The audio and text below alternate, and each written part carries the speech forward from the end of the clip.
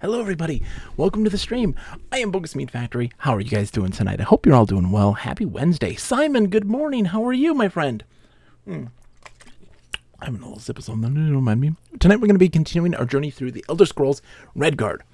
Audio Eric, welcome. So good to see you. How are you today? To humor. Oh man. And Simon says, I'm ready for some more Redguard. So am I. Listen, today I may have binged on some of the wonderful world of Elder Scrolls lore. Wally, welcome. Sakura, welcome everybody. Wally, long time no see. How are you, my friend? I hope you're doing well. And Earl as well, and Audio Eric. Oh my goodness, hello everybody. Earl, we will get to it at some point tonight, I hope. Maybe in the last half. I'm just eager to get into Redguard tonight. Oh my goodness. So I was binging Elder Scrolls lore, and my poor brain. Persnickety how's it going? Dude, Persnickety, I'm doing fantastic. How are you? I hope you're doing wonderful. Sakura, I'm sorry you're having a bad day. That stinks. I hope everybody's doing okay overall, but that's alright if you're having a rough day. Well, it's such a pleasure, Wally, to have you, man. I haven't seen you in forever. It's so good. And thank you for the lurking. At least I greatly appreciate that. But the lore of Elder Scrolls, because I was just being enamored with the writing of Redguard, even though the game is janky as all get out. That says, how are you absorbing all this lore? YouTube manuals, in-game books. So I was looking at the scans for the manuals as well as wiki entries, because the wiki, the scans for the Pocket Guide to the Empire, which is included in Redguard, isn't very good. So there's a lot of little like side notes from a third party who's commenting about kind of the Empire bias, about the glories and epic nature of the Empire and how it's fantastic and so awesome and the best thing ever. And also adding little comments about like some of the world and being like, oh, I think they got this wrong, or like they say they like this and they don't talk about this. They don't talk about these things. And so I was reading that and also looking at the wiki for the side notes and things like this, but it was a lot. And what was so amazing about it with the writing of Redguard is that it's very passionate about the world, and these characters have character. They have personality, and they have motivations, and they have perspective of the world that they're sharing, and eager to enthuse about what they love and what they love to do. And it just feels so different than what you normally experience in an Elder Scrolls game. And they allude to parts of the world that are really exotic or alluring and just really enticing that we don't get in the series at all. Persnickety says, I love the Bethesda fantasy worlds. I'm not sure why I would rather be playing a new Bethesda game than another Zelda. This is true. Earl says, I could certainly use a 60-second summary of the lore at this point. I know nothing of the Elder Scrolls. So, Earl, it's okay. The basic lore is there is this continent of that was mostly dominated by elves, and men came from this continent farther to the north in exile and started to populate there, lived in peace. But then the war started to break out and issues came around. But then this human Tiber Septim came out and wanted to unify all the nations and all the peoples of Tamriel. And he did so by force and forging the empire. Redguard in particular was there are the Redguards themselves are exiles from the island of Yokuda, and it got destroyed completely. And so they sailed across the seas to land on Tamriel, or onto Cyrodiil or whatever. It's Tamriel. And they decided to colonize what is Hammerfell, the country of Hammerfell. So this takes place at the formation of the Empire, and Hammerfell had just lost the war to the Empire. And so the Imperials have taken over, and you play Cyrus, who's a swashbuckling mercenary who had left his homeland after murdering his sister's husband because he was a forebear. Forebears are the ones who want to side with the Empire and bring the Empire in, and kind of during the Civil War. And he killed him and then ran off in shame to become a mercenary. And he gets word that his sister has been missing for 3 months, and that was right around the time that the Empire took over. And so he heads back to his homeland, and goes to the island of Stros Makai, the headquarters of what the rebellion was, the one of the people who were trying to stop the Empire, to find out about his sister's disappearance. Person says, I was playing Zelda last night and heard music that reminded me of Elder Scrolls, and then I wished I was playing that instead. Oh, yeah. Kuno, good news. My wife is home from the hospital. Kuno, that is good news indeed. I hope they're okay. Earl says they're pirates? Sort of. Piracy is big there, of course. Swashbuckling and such. You'll see. Simon says there's a world map that can make that a lot more clear. Big continent. Center province is the capital of the empire, called Cyrodiil. Each Elder Scrolls game is usually named after a province like Skyrim or Morrowind. Indeed. Nate Wilkie, how good are you? How are you today? And so this isn't your typical Elder Scrolls game. This is a third-person adventure action platformer of sorts. Its controls are pretty bleh. But its writing is fascinating. It's really super interesting. So let's get into it. Let's just get into it. Dive into it. I know, Earl, I promise we will get to Tomodachi Life at some point. I don't know if we will tonight, though. I don't know if we will tonight, because I really want to get into this. Does Nick have an opinion of the Elder Scrolls? That's fine. That's Nick's opinion. It's fine. I wonder if we can get in real life wallpaper that like a stream background right now. Oh, like, wait, what do you mean? Like a background of the map, or in real life wallpaper? A real life wallpaper that is of the stream background. Yes, that'd be really cool. Oh, hold on. I think I need to let's make sure this actually pops up. Hold on. Un momento, por favor. Boink. No, that should work. Fingers crossed. Ain't gonna work. Game. The mushroom stars question marks. Yeah. And we can say, oh, okay. No, still not popping up. 1 second. Capture a specific window, please. Oh, it's changed. That's why. That's silly. There we go. Swash plates are on helicopters? Are those related to swashbuckling? Yes. Daggerfall is a region of the overall portion. Daggerfall is technically a region, but it's not the country. Okay, so we were just kind of exploring. We were walking around. But yeah, Simon, yeah, of the regions, even this Redguard isn't a region, it's Hammerfell. But it's just Morrowind, Daggerfall technically. Oh my god, I don't want walk mode on. And Skyrim, and that's it. Okay, game, come on, you can do this. There, walk mode off. So this is exploring without the X. Exactly, no need to explore with the X. So we're gonna start exploring some of the wilderness and just seeing what we can find and just see what happens. We're in the city right now. We're kind of in the outskirts by the docks. I wonder what's in there. What's in where? I wonder what's in there. Okay, you want to know? Let's go. He wants to know what's in here. Each game mainly takes place in a different part of the continent. Try me, Redguard. What the? Hello? It's one of the pirates. You're a fine cut. It's not one of the pirates. What the hell? I'm quick. Come on. Come on. Out of my way. Not bad. Try this. Put it. Yield. What is happening? Fall back. You're open. You're out of my piece. I'm not only open. One. Guys? Oh my god, I'm getting okay, this was a bad start. Take that. Oh my god. Your style needs. First time, huh?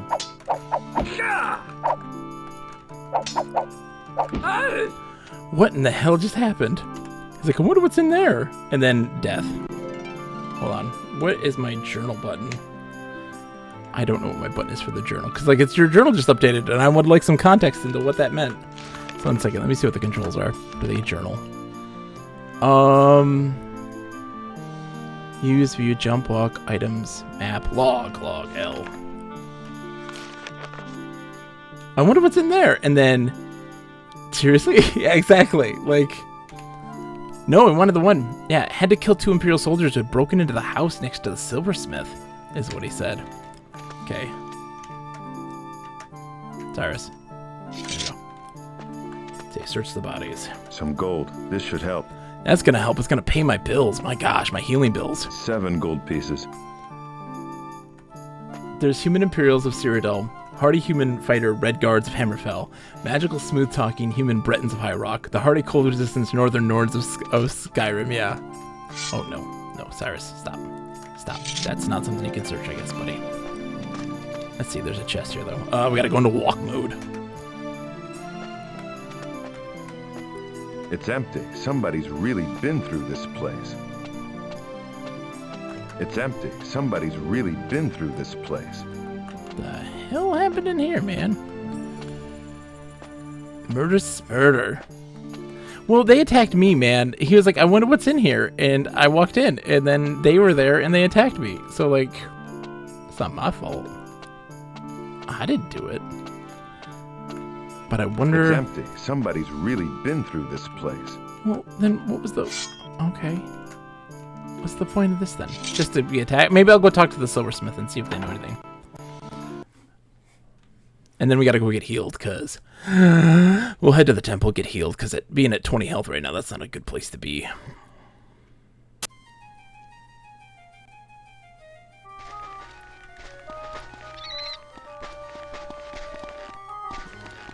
Oh, sorry, Persnickety Cow. Okay, so yeah, this is set way back at the foundation of the Empire in the timeline.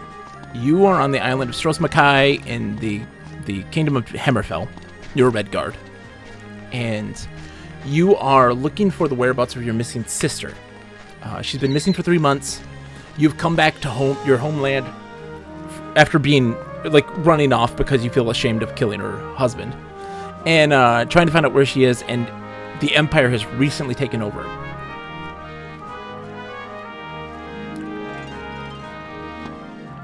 Yeah, dwarves are there. They're extinct mysteriously.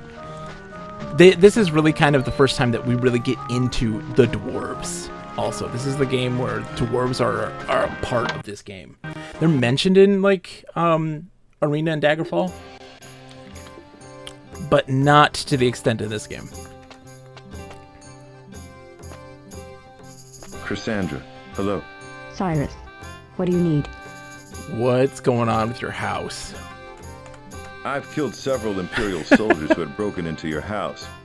I hope that won't cause you any trouble with the governor. The governor should hope I don't cause him any trouble over this. What possible reason could his soldiers have for breaking into my house? A loyal forebear, of all people, one of his few potential allies in the city. Not a good sign for the Empire's future here in Hammerfell. Okay, well, is there a particular reason? I've killed several Imperial soldiers. Okay. A loyal Okay, nothing. Excuse me. Weird. So, like, why'd they break into the lady's place? Nothing. Alright. She's just pissed off about it now. She's like, I'm a loyal forebear. What the hell, man? I just moved in here.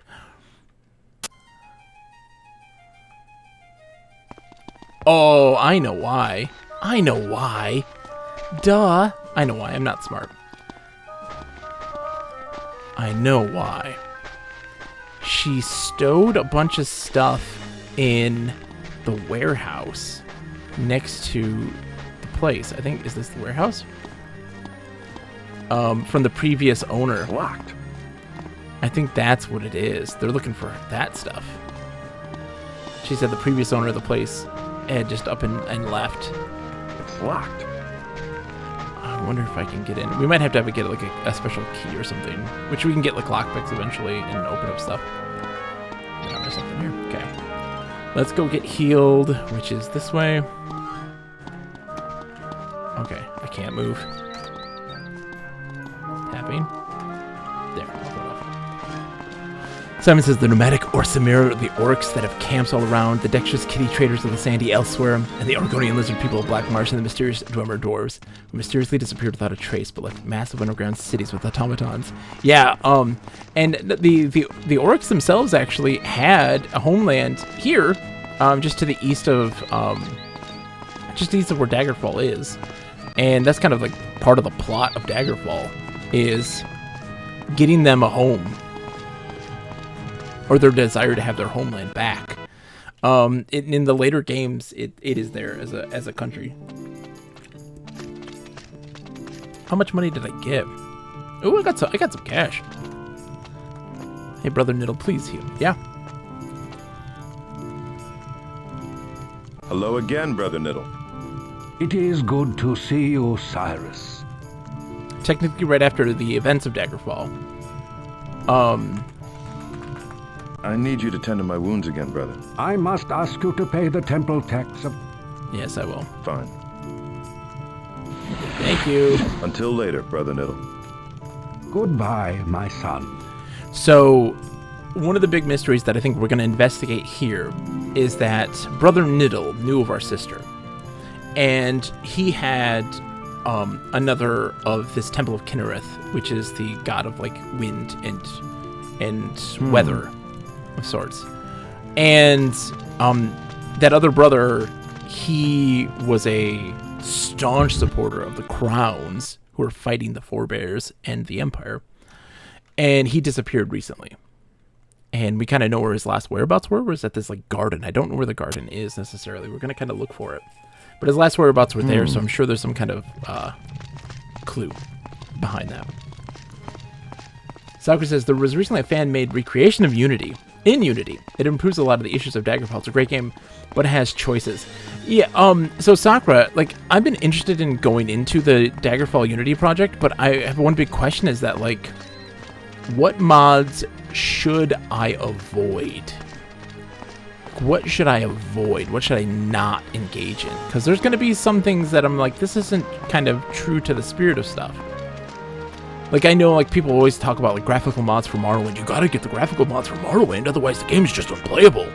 And it's like, the graphical mods actually make it harder to play because there is a lot of environmental things you have to look out for, and you can't because they're, like, hidden by all of the graphical mods that kind of cover up the ground, so you can't really do what you should be doing. Oh, there was also the, oh man, there's so many things. Hey, can I talk to you? Oh my god, don't. Excuse me. Times are hard in Strauss Mackay. Can't help you, fella. Yeah, Simon says, the graphical mods never consider readability of the environment. Absolutely, yeah. So I like graphic updates, but generally avoid big changes of gameplay. Okay. There is, I typically don't enjoy graphical mods because I'm like, it just becomes a weird hotbotch. So this parrot has a riddle. We tried to figure this out earlier. We couldn't get it, so let's try again. So he knows our sister. Searching for a young lady. I know your sister's name.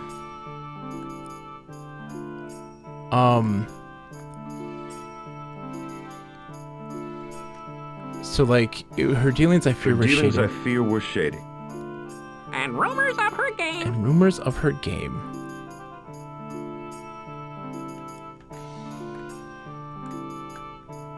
My time is short. I only rhyme. Come be a sport. Come be a sport. About half the time. A bird you're most Of sublime. birds you're most sublime. Sir, I really can't explain. Sir, I really can't explain. Okay, so that's not it. I'm That's not searching for a young lady. I know your sister's name. sort of, Simon, sort of. Her dealings I fear were shady. And rumors of her game. Let's see if they can make yourself clear. Make yourself clear. I only rhyme. I'm confused, here, I fear. About half the time. A bird you're most Of sublime. birds you're most sublime. Sir, I really can't explain. Okay, hold on. I feel like if we get everything I'm rhyming. searching for a young I think lady. the I'm is the one that's right I know your sister's name. for us. No. Her dealings I fear were shady. Tell me what you know. You know about Azara, pretty bird. Tell me what you know. That's not I'm it. searching for a young lady. I know your sister's name. Raise. Redguard is You know about Azara, pretty bird? fascinating. Ah, Okay, so I'm obviously, searching for a young lady. I recall the parrot from Quest for Glory 5. I know Oh, your that's a sister's good one. name. That's a good one. Her Dealings I fear were shady. And rumors of her gain.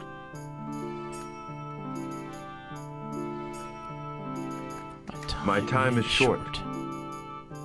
I only I rhyme. only rhyme. Come, be a sport. About half the time. Okay.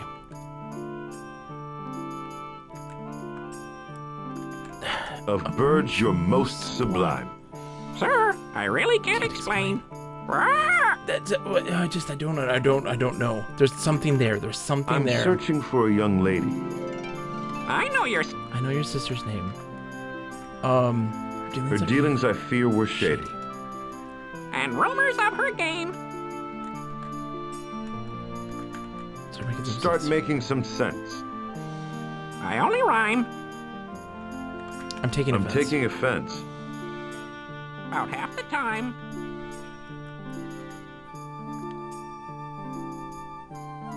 Matey, Give us a shady. break there, matey. Unless you do the same. Unless you do the same. Oh, here we I go. know your sister's name. And rumors of her gain. Here we go. We cracked it. I only rhyme. About half the That's time. Unless you do the same. I'm searching for a young lady. Her dealings, I So fear, were shady. shady. Start making some sense. I'm taking offense. Give us a There's break there, matey. That's how it is. Pretty sister had her schemes. Hmm. Needed gold this time, it seems. 21 paces. 21 paces. Whoa. As the head faces. As the head faces. Buried there, the gold 21 still paces. Bye-bye then. Someone write that. 21 Bye-bye paces. then. Good 21 day. paces. Head faces. Right, 21 paces. Remember that. 21 paces where the head faces. Okay. Okay, we gotta find a head. Gotta find a head. That's a cute little puzzle. Oh boy. That's a cute little puzzle. It's a rhyming game. They always have to have one in these types of games. Like, they're like, hey, Ultima has that, right? They have a rhyming game, don't they? They have a game. So I think this is... I keep thinking this is the garden, but I don't know. And we're looking for stuff. But we'll go explore the rest of the area. Like, I want to explore like across the bridge and stuff like this and see where it kind of takes us.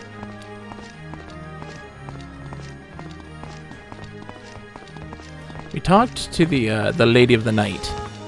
And they're like, oh, talk to her. She'll give you some good info. And she did not give us any good info. It was kind of not very much. Okay. Would you tell me for a piece of silver and watch him try to rhyme that? Oh. Okay, so let's go across the bridge. Hello, Imperial Guards. How's it going, guys? You doing good? I wonder if we get a map at some point. Like, I'd like a map. It would be nice.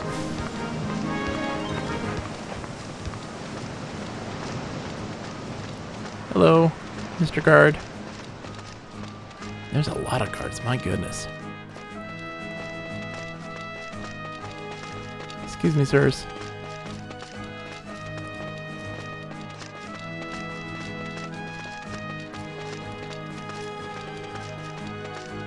We're just doing some exploring.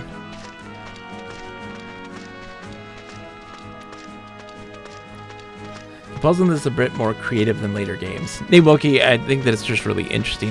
I also was like talking a lot or thinking a lot about what it is that kind of stems my disenchantment with Elder Scrolls in general. Oh God, what stems my disenchantment with Elder Scrolls? Well, you know, what is it about Elder Scrolls games that I genuinely love that I'm starting to feel like, why am I feeling a little disenchanted with them? And a lot of it has to deal with kind of like diversity in the gameplay that you're doing. What are you engaging in? And Simon says, Skyrim did simplify him a bit, but it made it accessible to you. And I think that you're absolutely right, Simon, that Skyrim is probably the most accessible Elder Scrolls game. And that's part of why it's so successful. Hello? Hello? Excuse me? Oh God, oh God. Get back up, Cyrus. Pull out your sword, please. Oh god, I was so close. Not bad. Try this. Just a dude screaming, don't mind me. Hey! Quit it! That hurt! Quit it, that hurts, dude. You attacked me. Blood! What? I'm bleeding! So we have to hit hold the button for auto block. Oh, combat is really finicky too. Help! Help, murderer, dude, you're the one who attacked me.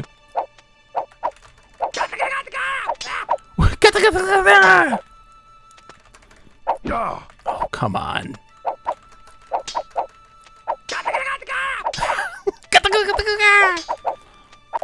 There we go. Suck it, dude. Maybe you're surprising people in their homes. Yeah. This is... Okay, so what has he got, though? What's he got in his stash? Oh, he's got some stuff. Health potion? I'll take it. It's okay, Riz. I'm with you. Don't worry. Strength potion. All right. How much gold? Okay, that was some gold. Because, like, I think healing was, like, 90 or something weird like that. What's Chest. this? Oops. No. Cyrus. Put the sword away, buddy. More gold. This should help. That was 50 gold. We'll take it. 50 gold. What happens to get negative morality? I don't really know how any of this works. I played this as a kid a lot, but I spent all of my time just wandering. Like, I didn't do anything. And so I don't know. I spent my time exploring and like talking to people, but that was so long ago now that it's all a blur and I don't remember. Oh, hello. What is this? Is a hole? We should probably save before dropping ourselves down into a hole. A hole.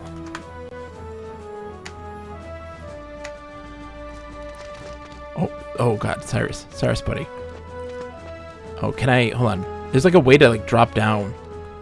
Isn't there? Like to grab a ledge or something? Oh god, that just killed me. Hold on. Hold on. How do you grab a ledge? I feel like there's a way to do that. I don't know.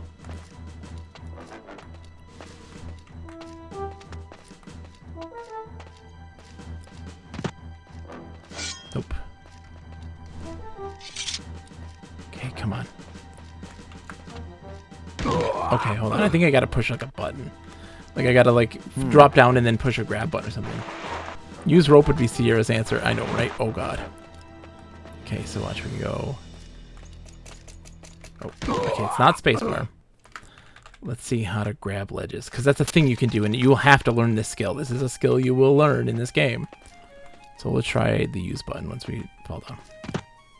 Nope. No, Cyrus, buddy. Okay. Nope.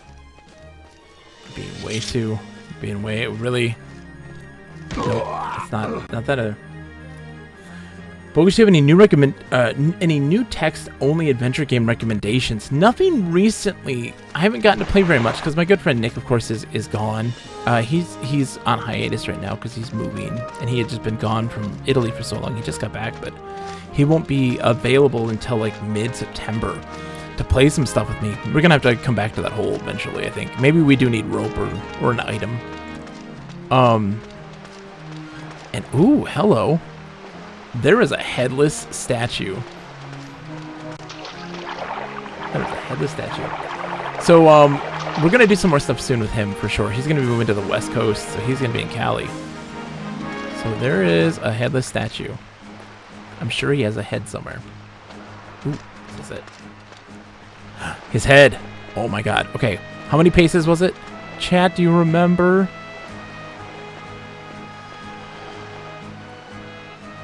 Nick is still gallivanting around the world. He's 21. Thank you, Simon.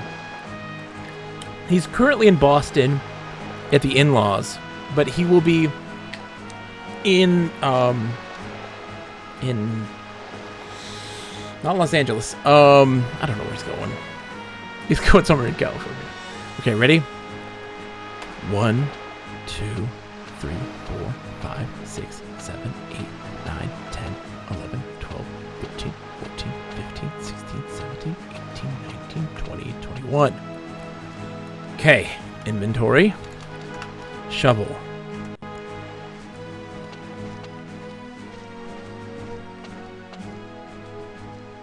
Magnificent. All right. Oh, 300 gold. Magnificent indeed, Azara. I love you, sister. My sister totally showed up.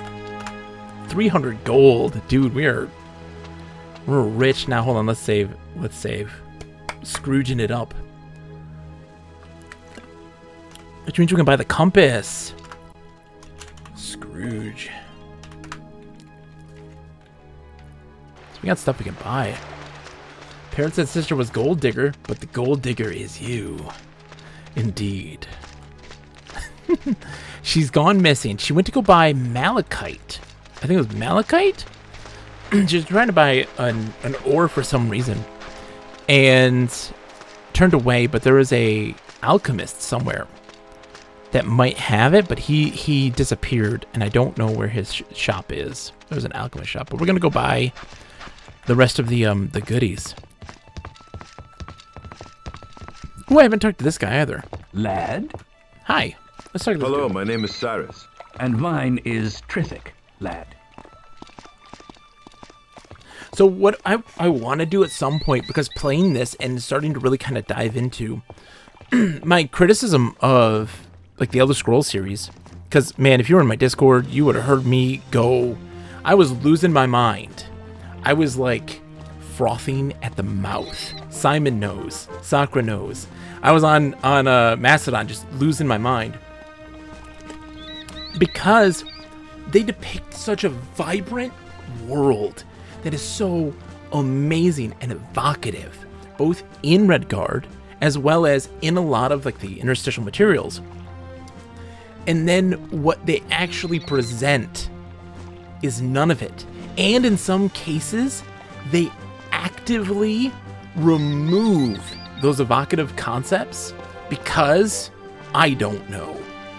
For instance, we were talking about wood elves. The wood elves in the Pocket Guide to the Empire, the wood elves have a strict code that they have to live by in order to keep their relationship with nature intact. And one of the things they have to do is called the Green Pact.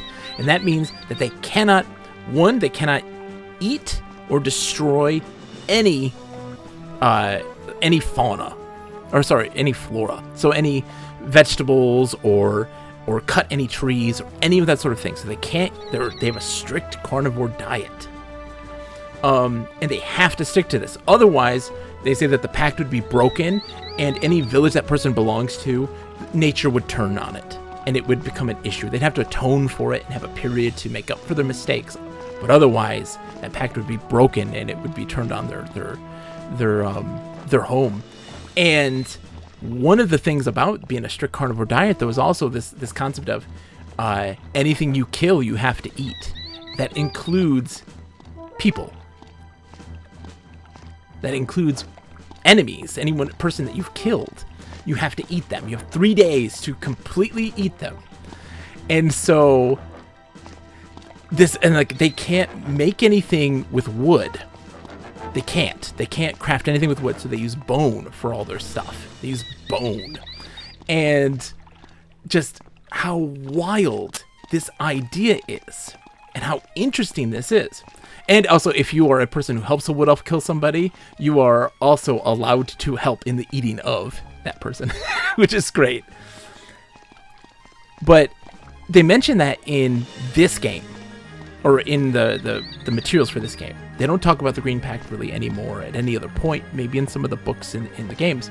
But then in Elder Scrolls Online, which takes place hundreds and hundreds of years before this, they actively write like, oh, that, no, they don't do that. No. Only some crazy ones do. They don't really have to do that. Oh, the giant, like, moving city, it just magically teleports from time to time. This city made of trees that they're in, that wanders seasonally to different locations and is constantly on the move. It doesn't do that. It just magically teleports from time to time. That's all it does. It doesn't do those things. No. It's like, let's actively retcon all of the really interesting things. And like, oh, they can build with wood, but it's more like they use magic to build with wood. They don't, actually like chop anything. They use magic now instead. And it's like, oh my gosh, you've taken away all the interesting things. And like they talk about the capital city of Somerset Isle, Alinor, and it being this. The way it says, do the people teleport with it? Yes. The city of Alinor being this magical place that is made like entirely of glass and enormous structures that create kaleidoscopes of color that break the light into its individual parts, leaving rainbows everywhere that you see. And Valinor, when you see it in the Elder Scrolls Online, it's just stone. It looks like a castle. That's it. And he says, oh man, that's annoying. I kept hoping Elder Scrolls 6 would be Argonia or Valenwood. I wanted giant migrating tree cities, damn it, or danger swamps.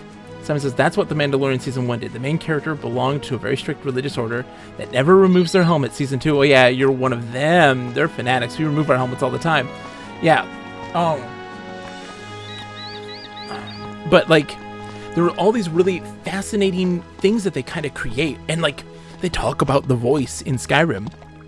1998, this game, right? Talk about the voice in Skyrim and what it can do. And some of those things are things you can do in the game Skyrim, but there's a whole lot more that you could do. And it wasn't something that was like super special. Any person could train their voice to do the thooms and stuff like that, but it could do stuff like teleporting people and like all this wild stuff. And you can't do it.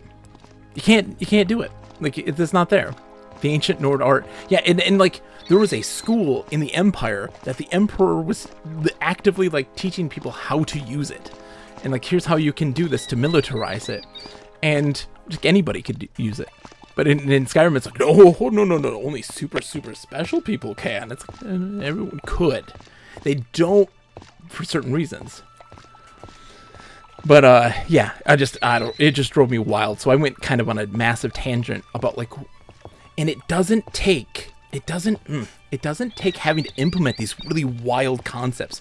You don't have to go and like make weird game mechanics to cater to those things, but you have to at least like acknowledge them, and they don't. Instead of getting these wood elves and this green pact, you get the arena fan from Oblivion. Like that's wood elves, and that's what everyone thinks wood elves are. It's like that's not even it.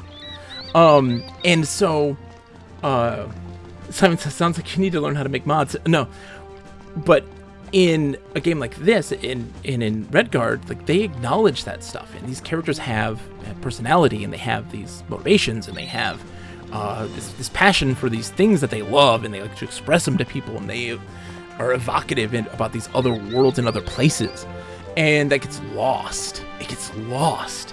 But all I'm saying is like acknowledge it. Have characters that talk about that thing. Instead, like I was going through some of my like experiences in games like Skyrim and in Oblivion, and like going to temples and talking to them, and it's like they don't talk about their duties as a priest. In this game, they talk about Kinnereth and their duties as a priest and the rituals and things that they observe. They're excited to talk about Kinnereth to you and what that means to be a worshiper of that. But in Oblivion and Skyrim, you talk to them, and what they'll tell you is, Kinnereth, this is what the god does.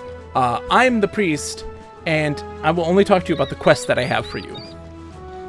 And that is how their dialogue goes.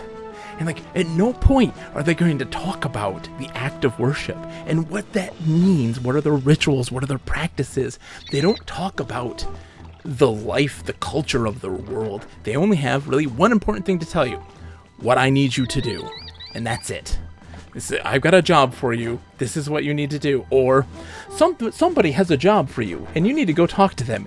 And that starts to drive me crazy. And I'm just like,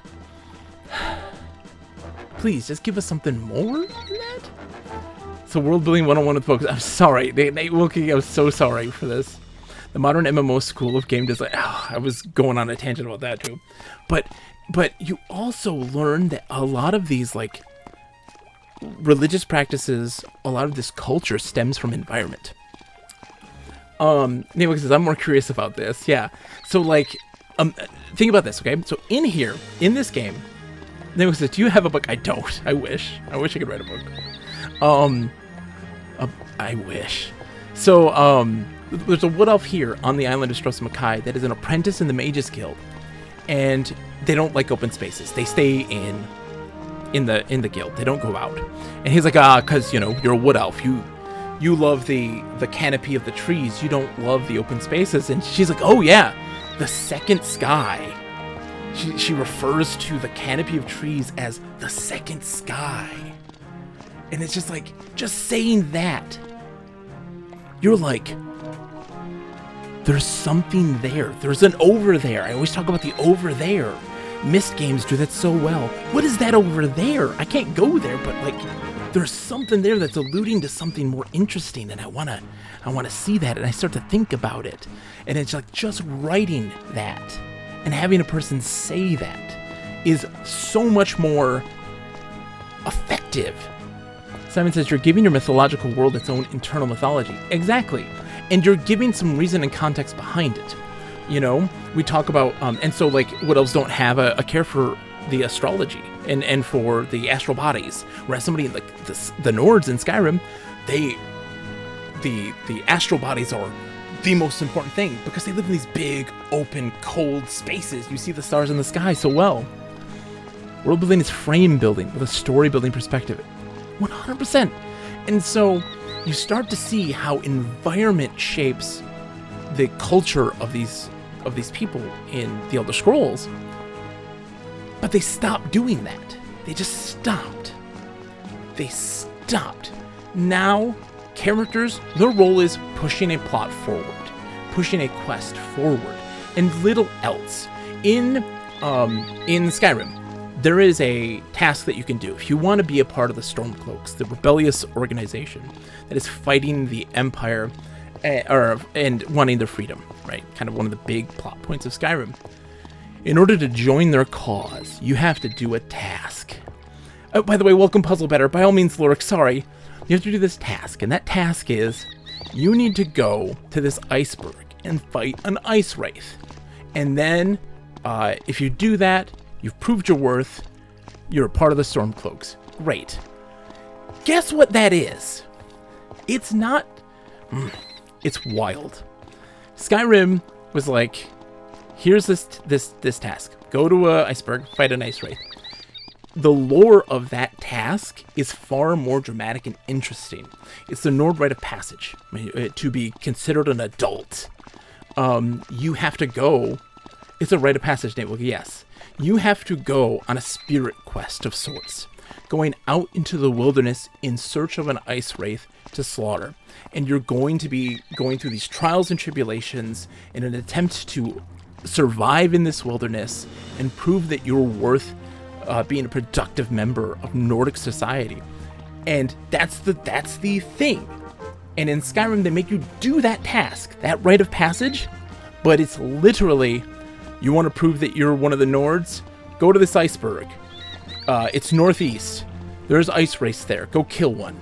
And that's it. There's nothing else to it. Literally go from point A to point B, kill the thing, and come back and tell me. And that's it. And it's like you have this potential to have something really absolutely phenomenal. This potential to have a really big kind of plot moment of growth and understanding of the Nords. Because, again, you're an outsider of this world, trying to fit in and be a part of it. And no, we're not going to do that. Because, Newig says, you're designing a rite of passage, Bogus. Where does it start? What is the lore? Well, that's the thing. I mean, the Stormcloaks tell you to go do this thing.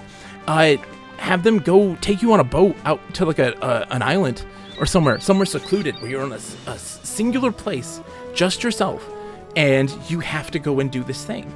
Instead, like, and you have... No, what is your rite of passage? Was it my rite of passage? Oh, I'm designing a rite of passage. Where does it start? What is the lore? I mean, so, I've always talked about... I'm so sorry. There's so many people who want to see this game, and I'm just jibber-jabbering. Is it related to the Elder Scrolls, or is it in my own headcanon world? That's the question. So, it's a wonderful question.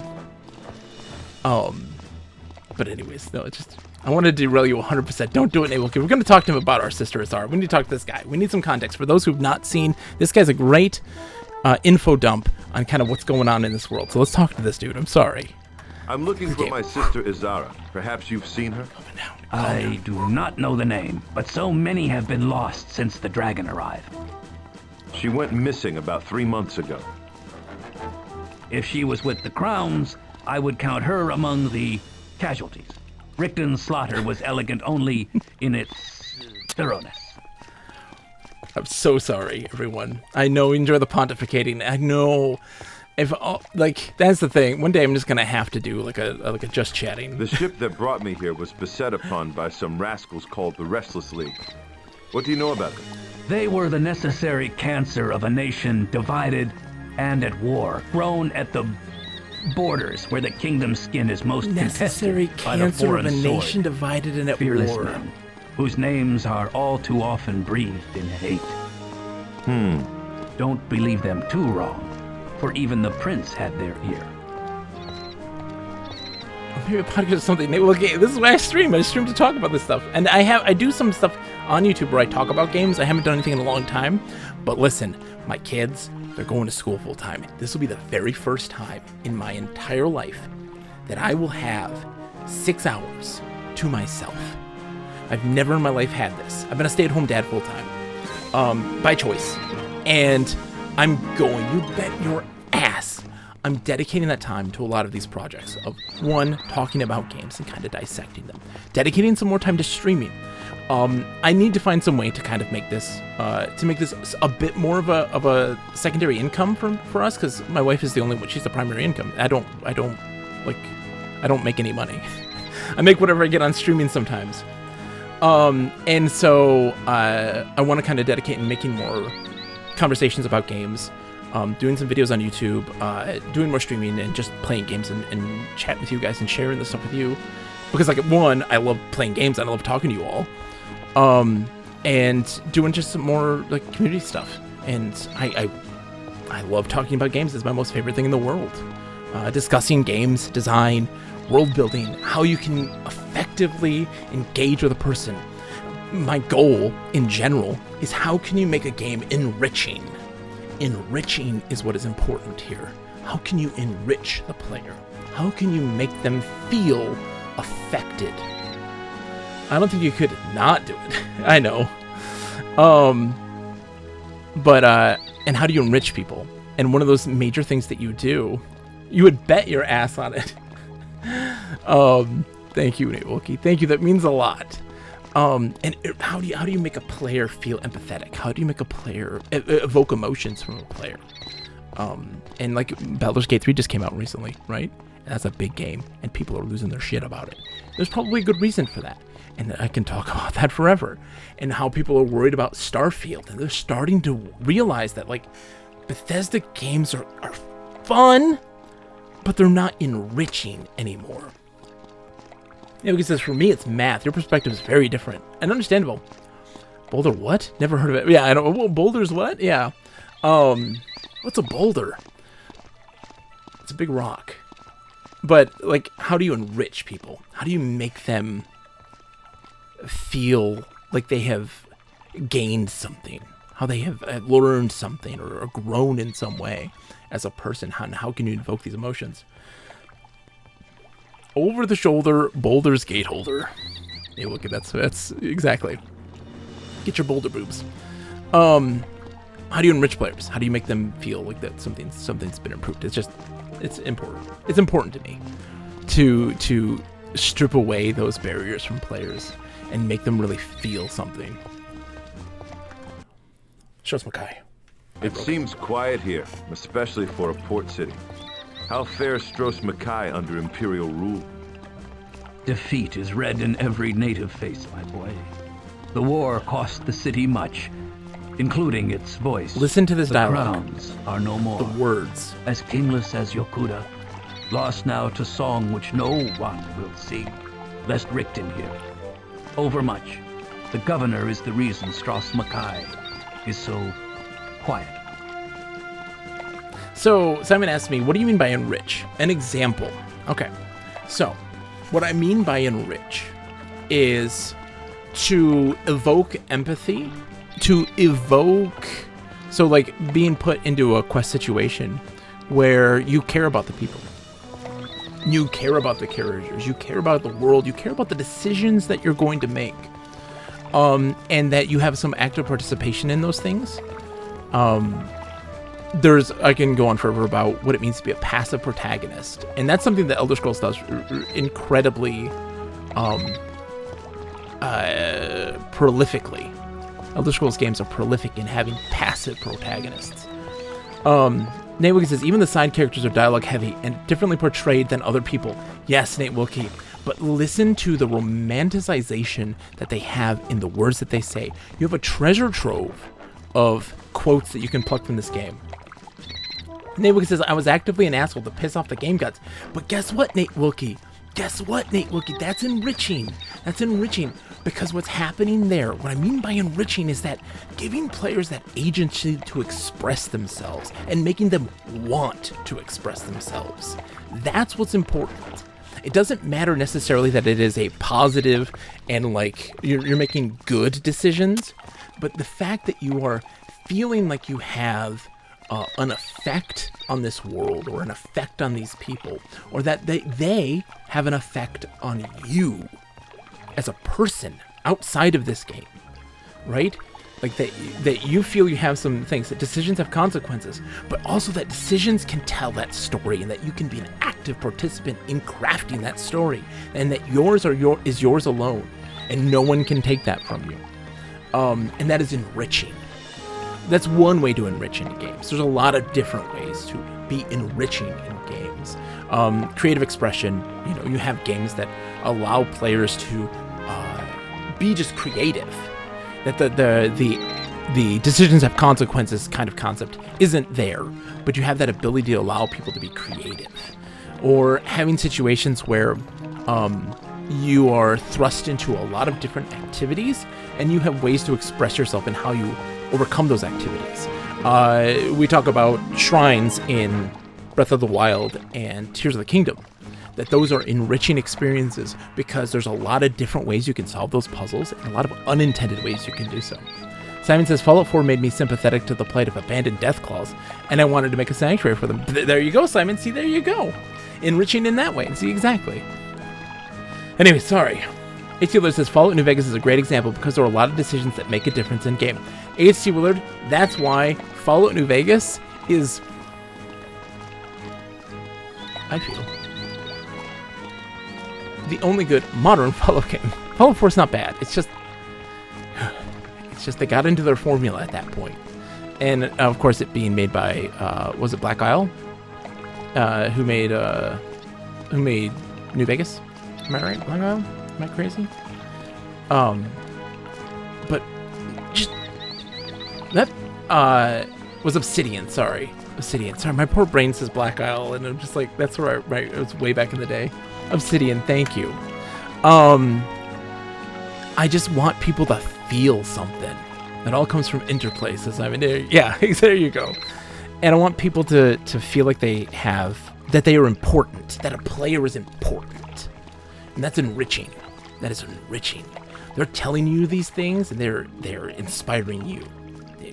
A player becomes inspired in some way. It evokes these emotions. That's enriching someone. Anyway, sorry. I have not heard mention of Yokuda since my childhood. Yokuda, baby. The first land, where the Redguards came from in blessed Hunting's Day. Game. I saw the statue of Hunding on my way into port. I'm surprised Rickton hasn't leveled it yet. He cannot or will not, for it keeps the goblins out of Stros Mackay, out and under it. Such is Frandar Hunding's grace that he blinds them still. So Nate Wiggy says, for me, it's mower selection, the width, top speed, and cost. There's a balance. I must give you a mower so that you can save time, so you have more time to play games. So Nate Wilkie, I mean, you talk about that, right? Because you were playing Lawnmower Simulator. There's something about those, right? There's a reason why games like Lawnmower Simulator, Farming Simulator, Power Washing Simulator, why those are actually, why people kind of attach themselves to those games. Because those games give you options, and they give you, it's kind of like a strategy game. You don't even realize it, right? They're giving you all these different options and a lot of scenarios, and you are now determining what's the best way for me to do this. And there isn't always like the best way, but there's your way and what fits your style. And like that sort of stuff can be very enriching. You're having some kind of expression in how you do these things. And it's so weird to say that, but those are, I would feel, are kind of the most base concept of what that means to give player agency. So like the most not watered down, boiled down concept. Like if you want to talk about like it is just that, and that's not a bad thing. Ray says Power Wash Simulator is kind of satisfying to watch, but I always enjoyed cleaning things. Exactly, there's that feeling, right? There's that feeling, a feeling of accomplishment, a feeling of like that you have achieved something too, that you have, or working towards something bigger, improving something. Simon says choice of spray nozzle, choice of detergent, choice of what obscene thing to draw on the wall.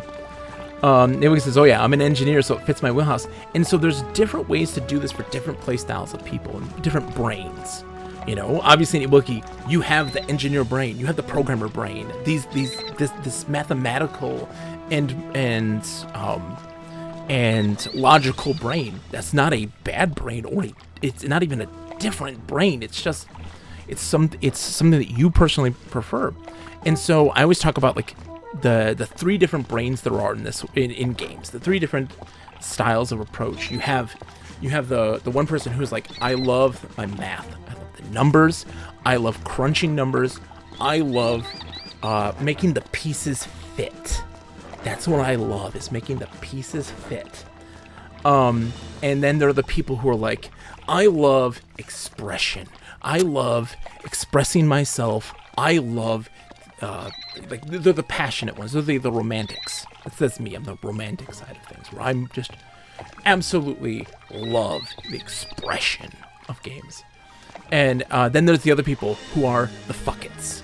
They're I want to cause chaos and havoc at every step of the way, but I want to have the ability to do that. I want to cause mayhem. And it's not a bad thing. That's not a bad thing at all. But that is something saying, like, I want to do something just to see what happens. And I just want to get a reaction from the game. And those are like the three, like, big ones. I think I fall into the romantics puzzle better. I'm with you. Oh, crap. Whoop, we're giving an ad break. We'll be back in 3 minutes. Whee!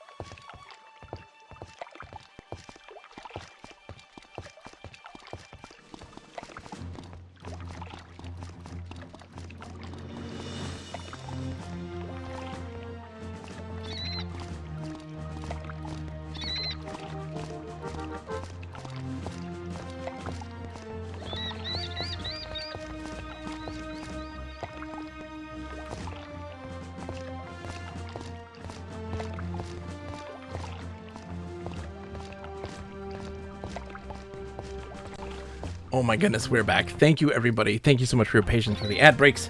Again, just helps me get up and take care of myself better because I do not drink enough water. I do not stand up and stretch.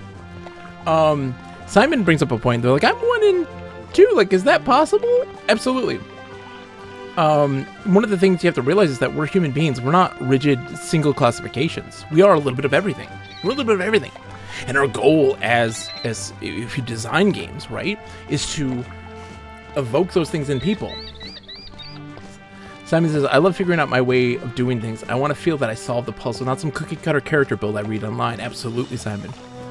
And Iwiki says, like, the most engrossed I've been in a game recently, that was dialogue heavy with Senwa's Sacrifice. Oh my goodness, yes. Have a wonderful night, Earl. I'm sorry we didn't play any Tomodachi tonight yet, but I promise soon.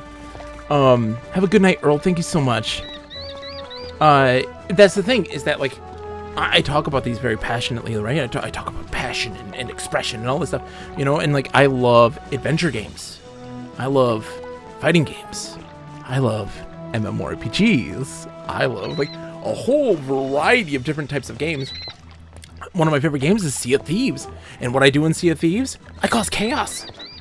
I'm not there for passion and expression. I'm there for chaos. I'm there for causing trouble and making a ruckus.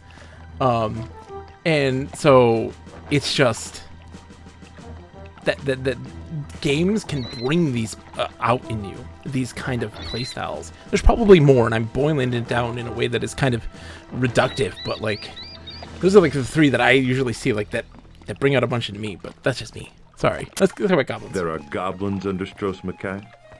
And worse, but you needn't worry about them. They are doomed to the dirt and bother the Redguard no more. Doomed to the dirt. What did the Imperials do to the prince? A Tor was slain at sea, and there his body was lost, thankfully. Already the obligatory prophecy of his return has begun. Spoken in hush, an ill surrogate for true hope this season. An ill surrogate for true hope in The this Redguard should season. know better. Be blind to desperate omen. Fasad's son has left us. Wind swift and sadly, never to return. So Ator had dealings with the Restless League then? Never openly. For then even the Crown thought the League untrustworthy. Now they are Hammerfell's last hope. I love... Ator's death sent them into hiding, and Dragonfire keeps them there.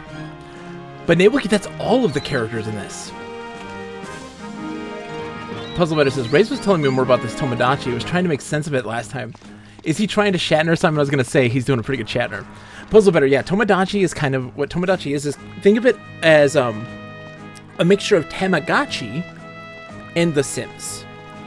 You have this kind of hands-off thing, and you're just essentially watching these characters interact with each other, and you have little bits of interactivity involved in it, but you're kind of really watching the chaos unfold of it, and it's really fantastic.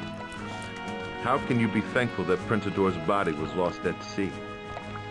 Insofar that the seabed may claim him before the necromancer does, that is all. That his soul may rest easy from the snare surround. Shattered in my life. Wait. Yeah, he wins at the Shatner.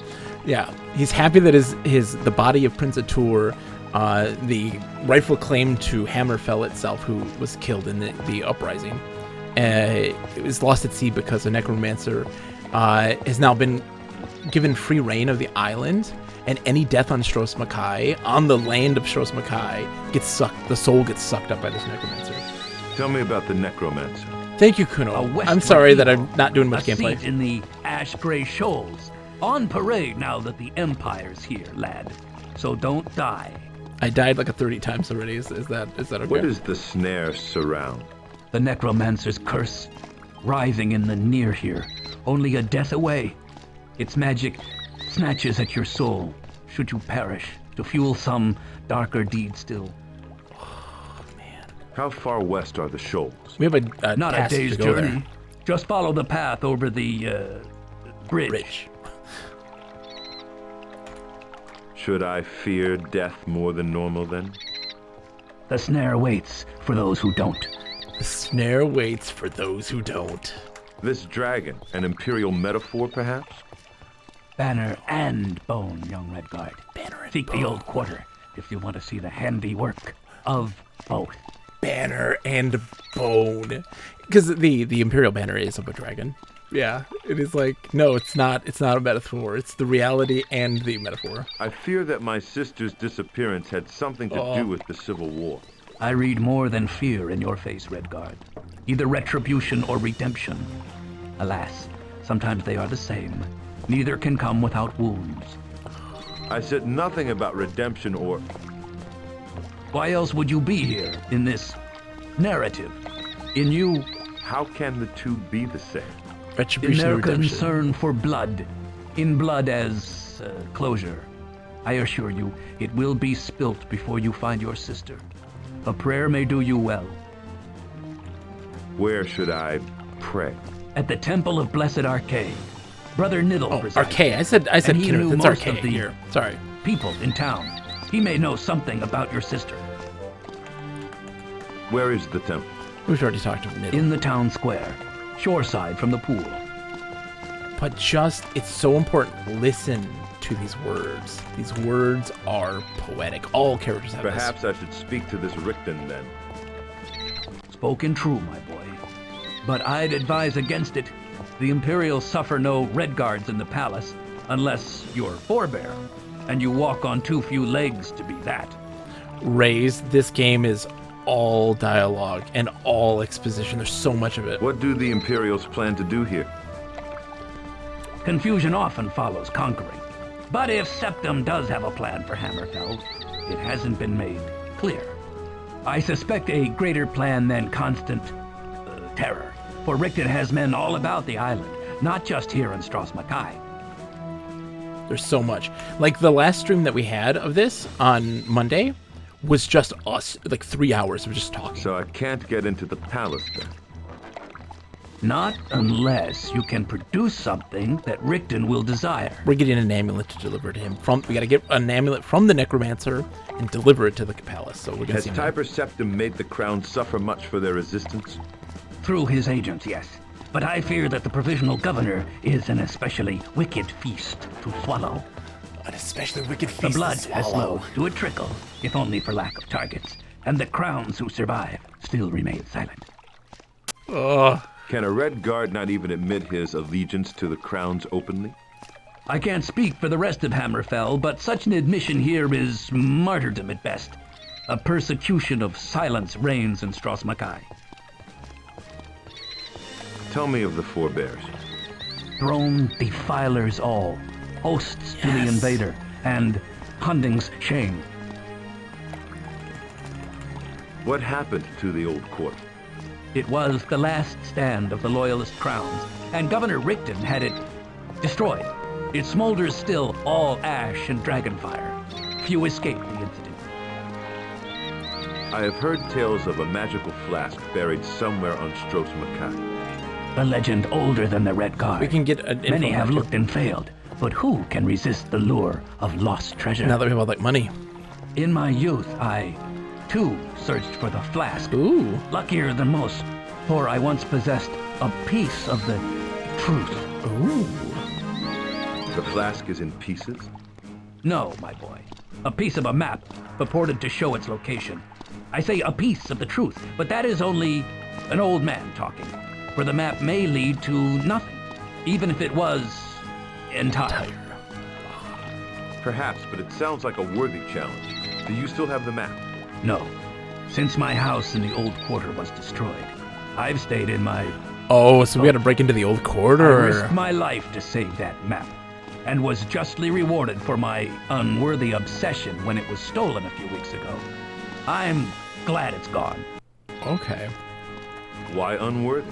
A map to a priceless magical artifact seems like a worthy prize. And so the Redguards have fallen. The elders teach the young, and who can blame them for learning? The true Redguard risks his life for honor, pride, and spirit. Ideology doesn't mark the spot, old man. Ideology doesn't As mark much the as a spot. lost map it does, mercenary. I saw but fit to warn you against searching for the flask's wealth for its own sake. The world is bigger than your gold pouch. Yeah, a sword sold is a sword sullied against true cause. Never mind why I want the flask, Trithik. Lakeen said your boat was damaged by vandals. By the looks of it. Oh, there we go. Woke up one morning and the midboard was broken. Hope he gets to it soon. Okay. So his Thanks, boat was Trip. damaged. I've got to go. Okay.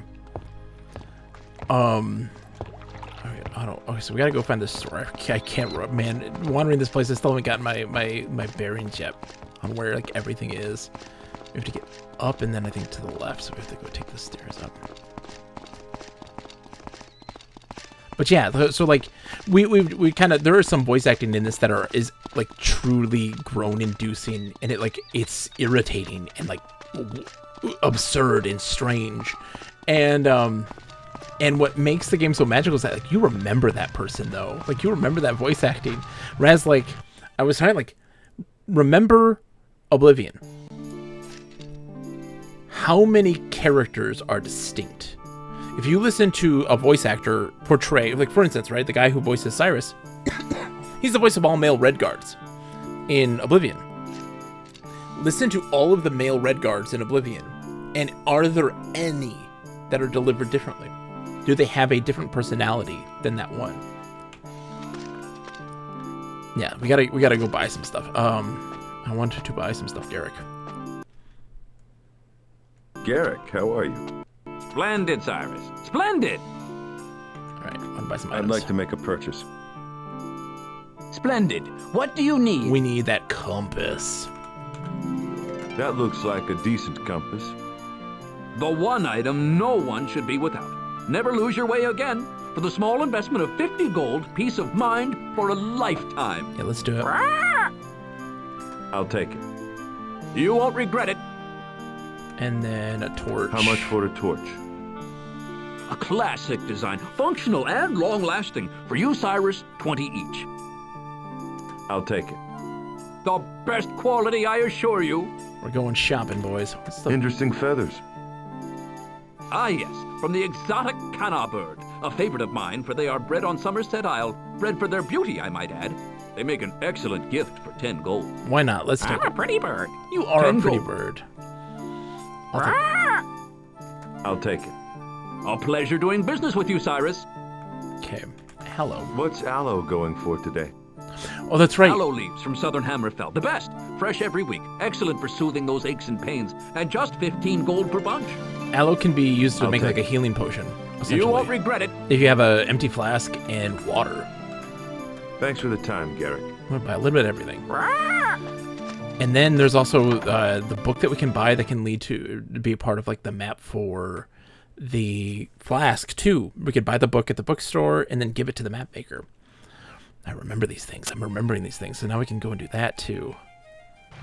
And also, let's see. Oh, I gotta also talk to Lakeen because he bet his wife's locket in the smuggler's den, and if we can get it back, I bet you he'll let us in. I can get aloe water from the bodega on the corner. Yes, Simon. Is it 15 gold? Who's this guy? Hold on, who's this guy? Hello? Hold up a sec. Look, go past to someone else. Okay, I'll go past to someone else.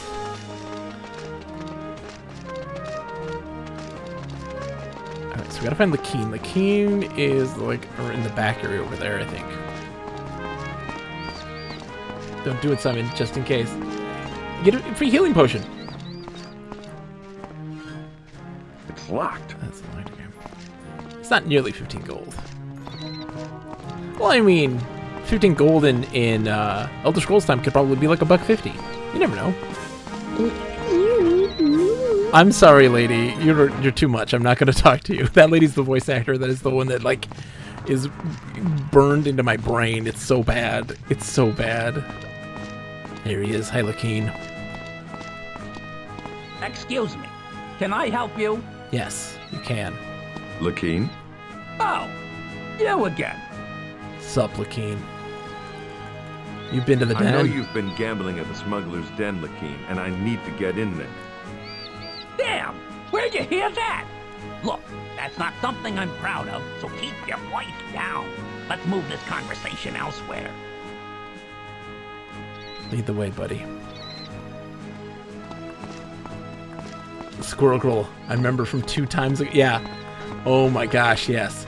But that's the thing also, like, we talk about voice acting, right? That character, you're gonna remember her. You're going to always remember her. It's bad, sure, but is it distinct? And that's some of the stuff that we have to talk about. Like, readability of environments. Why I love low poly. It's not necessarily the best, but it's readable, and it makes it distinct then because of it. And that distinction is... Gambling away your wife's silver locket, not good. Tell me what I want to know. What do you know about Azara, the League, and that den? Calm down, please. I know nothing. I've only been there to gamble a few times. I've heard the League goes there, but I ain't seen him or this Azara woman, I swear. And if my wife finds out about the gambling, I'll be dead. Then just give me the password and I'll take it from there. Sure. But you gotta help me first, Cyrus. Please. Get my silver locket back from that Rollo cheater, and I'll give you the password. I swear. Rollo. Please. Rollo. Smelly guy. Cheats at cards. He won that locket through trickery, the foul dust belly. Foul dust belly. Okay. We'll talk later. I love it, though. He's like, we gotta walk out here just a little ways away from the rest of civilization. Hi, seagulls. So, like, I would love this game to be remade. Like, its major fault is just its controls are really unwieldy and, like, unresponsive.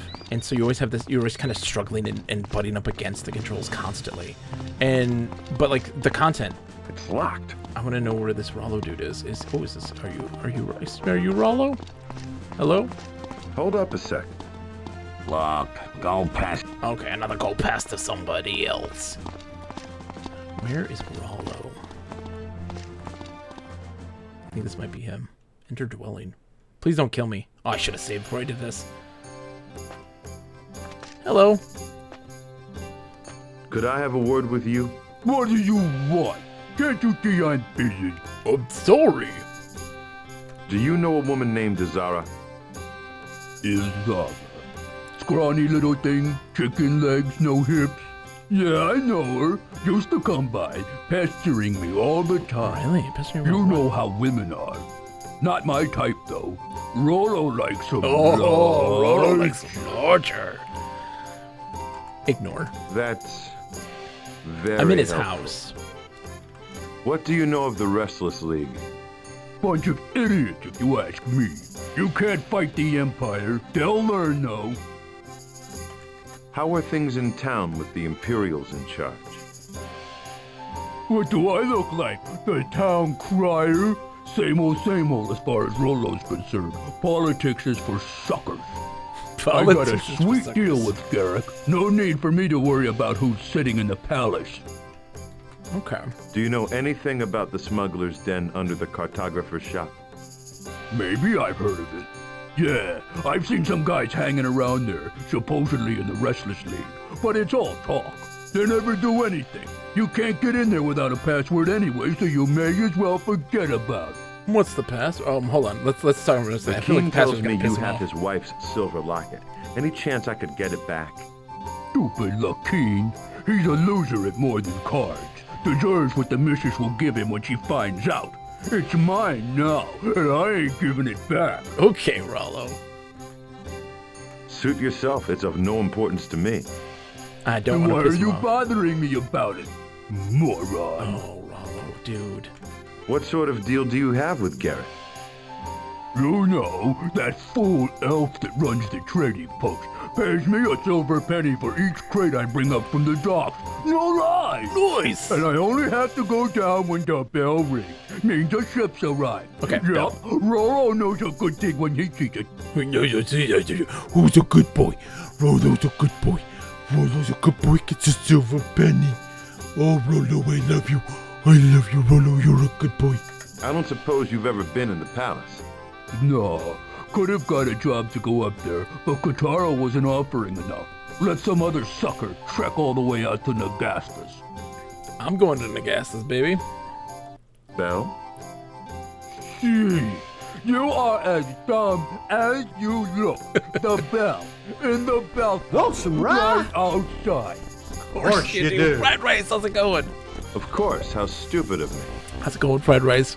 Want some rye? Of course you do. Rollo Tell me wants some. about this Rollo guy. with some rye. Didn't I tell you to buzz off? He's some sort of necromancer, lives outside of town, in a big tower. Big dog. I know you've been in the smuggler's den, Rollo. Tell me the password, and I'll leave you alone. You got the wrong guy. I don't know nothing about no password. I was just telling you what I'd heard. I don't know no password. Whatever you say. Yeah, I'm gonna get him to go leave and do his work, and I'm gonna get him It's always a into pleasure, the Rollo. into the chest, I think. Don't let the door hit you on the way out. Let's take a look at his house. Yeah, he's sitting on a chest. Rollo's sitting on a chest. Yeah, so like if I get him to leave, then I can go in here and take it. I thought you said Mancer. I thought you said, oh, a Necro Dancer? Oh, that's a good... I gotta play Crypt of the Necro Dancer someday. That's good stuff right there. Okay. So I gotta remember where his house is. Alright, so it's literally right by the well. Okay. It's by the well. We gotta go find the bell. I think we saw the tower... The bell tower was... like over by the docks, like in between. Like, so if we go this way and then down, I think it's gonna be on the left side. Yeah, Puzzle Better. Oh, the art. Here's the thing also. Puzzle Better. Oh my gosh. Here's... Oh. So again, I've been going gaga over the Pocket Guide to the Empire, which is included in this game. It was a little booklet that talks to you about the world, and it includes concept art of everything, like of Morrowind concept art and Skyrim concept art, like stuff that happened, of course, long before this.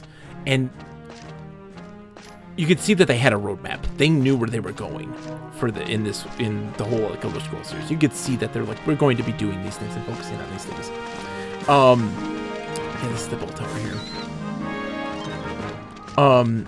But the concept art is so good across the board. Hi. Excuse me. Hello? Hello? Oh no. Oh no. Oh no. Greetings, old man. I am Cyrus. Cyrus, eh? Never heard of you. Must be new around here. My name's Favis. Everybody just calls me Favis, though. Favis. Hey, Favis. My sister Azara is missing. Do you know her? Oh, a nice young lady, too. Sister, you say? I haven't seen her around in a while, though. Wonder if she might be missing. So, Fried Rice says, was Morrowind in development when this game came out? I know it was when Battlespire came out. Yes. So, they essentially they split the teams. There were two teams working Battlespire and Redguard independently, and then a third team also kind of working on Morrowind, kind of more in concept than anything. But after this stuff came out, they went into full swing. So, like, when, Redguard was... This is so wild. Oh my god, who runs Bethesda? Leather Jacket Man. What's his name? Oh my god, I'm blanking. Leather Jacket Man, this was his baby. So he like directed this game. This was his. And it failed. Todd Howard. So like his name is all over in this game in particular. Like Todd Howard was all over this game. He worked on even like some of the art assets. Like I want to know what those were. But of course it failed miserably, and so then we never went back to the style. Apparently, no one has seen her for months. Do you have any idea what might have happened? Might have something to do with the Restless League. Some of them fellows came around looking for her a while back. Ooh. Azara was in trouble with the Restless League? I didn't say that. Although, come to think of it, they didn't look too friendly. No one you'd want to cross, that's for sure. Their enemies have a way of turning up dead. My ship was attacked by 2 members of the Restless League just off Stros Makai. What can you tell me about them? Not much. Fire-eating Redguard nationalists. More even than most crowns could stomach. But they've kept quiet since the old quarter was burned. I wonder why they decided to attack your ship. This is definitely one of the more memorable NPCs, exactly, right? Stros Makai was a crown stronghold, wasn't it? Oh, Redguard was the seat of power for the crowns. Ator led the crowns from here after Thassad's death. We've suffered greatly for it since young Prince Ator died. Took all hope out of the crowns, but not all the fight. Not all? No, the battle in the old quarter did that. Fried Rice says, I wonder why they didn't make Morrowind more voice acted considering this game. So I think one of the big reasons Fried Rice is because of the size, but also because they still emphasize writing as a priority. And you can see in Redguard that writing is a major priority for them in this game in particular, right? The dialogue is really well written and well composed, very like articulate and passionate and these sorts of things. And then Morrowind also kind of carries over some of that passion and some of that character. But the thing is that the game is just so big. And at that point, Redguard and Battlespire almost killed the company. Like, that was it. And so they didn't have money. They had no money. No money for Morrowind. It was on a shoestring budget. And, yeah, it was bad. And, so I think that's also kind of part of it. But also, like, there's just so much written dialogue or just written text in Morrowind. It's just crazy. I wonder if somebody's ever done like a mod where they add voice acting for everything. That would be kind of cool. What happened to Prince Ator? Died in battle, like a Redguard hero of old. I've heard tales that he ain't dead, but that's all rubbish. Really? I spoke with sailors from the Garamar, second in line of battle behind Ator's flagship. They saw him on deck just as the dragon lit up his ship like a festival bonfire. Weren't any survivors from the flagship? Not a one. But also the thing, yeah, Simon says Morrowind was their Final Fantasy, their last chance. Absolutely. But also one of the things too is that you'll see in the, there is always a through line of kind of design philosophy in all of the Elder Scrolls games, from Arena, all the mainline Elder Scrolls games, from Arena to Skyrim. And that is kind of like a dynamic generation, right? So in Arena, you had the infinite wilderness, and it was just allow you to kind of go into adventures and find randomly generated dungeons and little villages and stuff like this. They're all randomly generated, and quests being randomly generated and that sort of stuff. And Daggerfall kind of unifies all that stuff into one large pre-planned space. Not pre-planned, but pre-generated space. Arenas is when you go outside of the cities, it's all randomly generated. Whereas Daggerfall, it's all pre-generated and it's all planned out, but it's not physically planned. Nobody hand-picked all that stuff. And of course, the quests again being randomly generated. In Morrowind, what they did instead, one of the things that they do is, of course, the dialogue being kind of event-driven. So a character that you talk to is going to have information about the world, and a different character who has interest in those things will also have that dialogue too about that world. And so it's really hard to do voice acting in that situation when you have 2, 3, 15 characters that can have similar dialogue or rumors and these sorts of stuff. And then to have unique character dialogue for each one of those, or unique voice acting. But Frederick says Oblivion has a mod where it adds text to speech, but that's more just funny. Oh yeah, well, Frederick I think it had that Morrowind had it, yeah, had the text to speech mod, yeah. Talk to text is the bane of my existence, so that's pretty. Yeah, it's not so great. King Fasad's it's not so death great. was inconvenient for many, but I've never heard tell of foul play. Nor I. The forebears preferred Thasad to his son Atar, a known League sympathizer. Thasad had no patience for the League himself. Called them terrorists. Maybe true, but they've shown more sense than the crowns through this whole bloody mess. I like this man. I expected to see Stros Mackay full of forebears after their victory. Hardly a forebear victory. It was Imperial might that defeated the crowns, laddie. Make no mistake about that. Laddie, make no mistake about so that. few that Rickton brought with him mostly stay up in the palace or drink themselves to stupor. You might run into them at the Dragon Tail, looking for trouble, so you'll want to be careful. We've done that, yeah. No, I've already run into him. Thanks, nice lads. Nice lads, yeah. See, listen to that line. I've already run into him already, yeah. Nice lads. Like he's like, yeah, I ran into him. I beat their ass, and I'm just being humble about it. Humble bragging right now.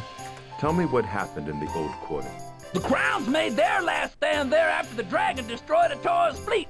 Senseless bravado. Should have done what the League did. And laid low until the Imperials were off guard. Instead, they went down fighting. Redguard heroes, but dead all the same. I don't know.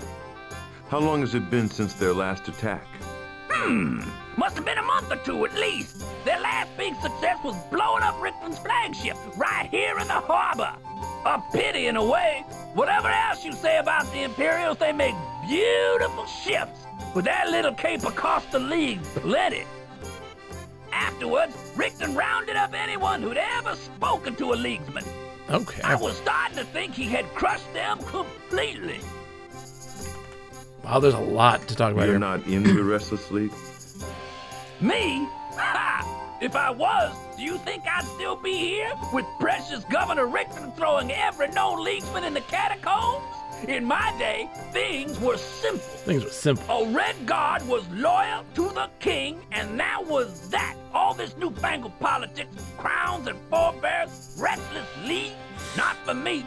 Not for me. I'm with you. You're in charge of this bell tower? Don't wanna be, but I'm stuck with it. Dan Purnell's fault leaves me stuck here while he sits up in the cool breeze and watches Hunden Bay roll by. Does he think I'd like to wave the flag once in a while? Stubborn as a mule Wave the he is, flag. and ungrateful to boot. Purnell? A friend of yours? Friend? Ha! Blind as a bat he is, but will he ever let me wave the flag? No! Too stuffy down there, he says. You fall off the chair, he says. Always some excuse. Now he's gone and broken the bell. Don't know why I put up with it. Okay, broken the bell. I'm not sure I follow you. What flag do you mean? We're supposed to trade off. Having one of us fun. watches Yes, the ships, right. waves the flag when he sees one, then the other rings the bell to let people know. But he never lets me take my turn in the watchtower. Doesn't care about my feelings, not at all. Always about what Purnell wants. Huh. The bell doesn't look broken. Well, not broken exactly, but I'm sure it doesn't ring as loud as it used to. But Purnell wouldn't let me have Lakin look at it, would he? Insisted on doing it himself. Typical. Ooh, Took okay. him half the day, then had the nerve to tell me there's nothing wrong with it. Okay. I'm not sure if I've met Lakin. I have met Lakeen. Me neither.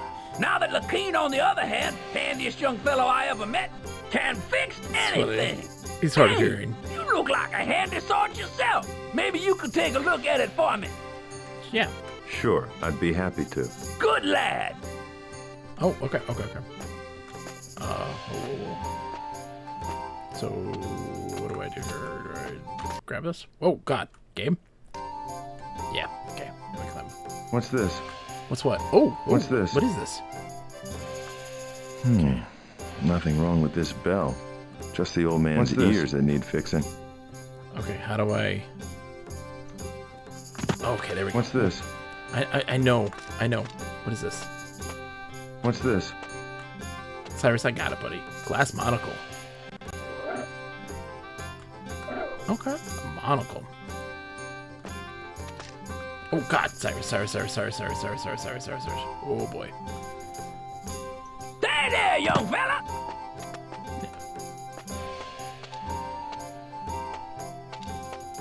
Come on, Cyrus, you can do this, buddy.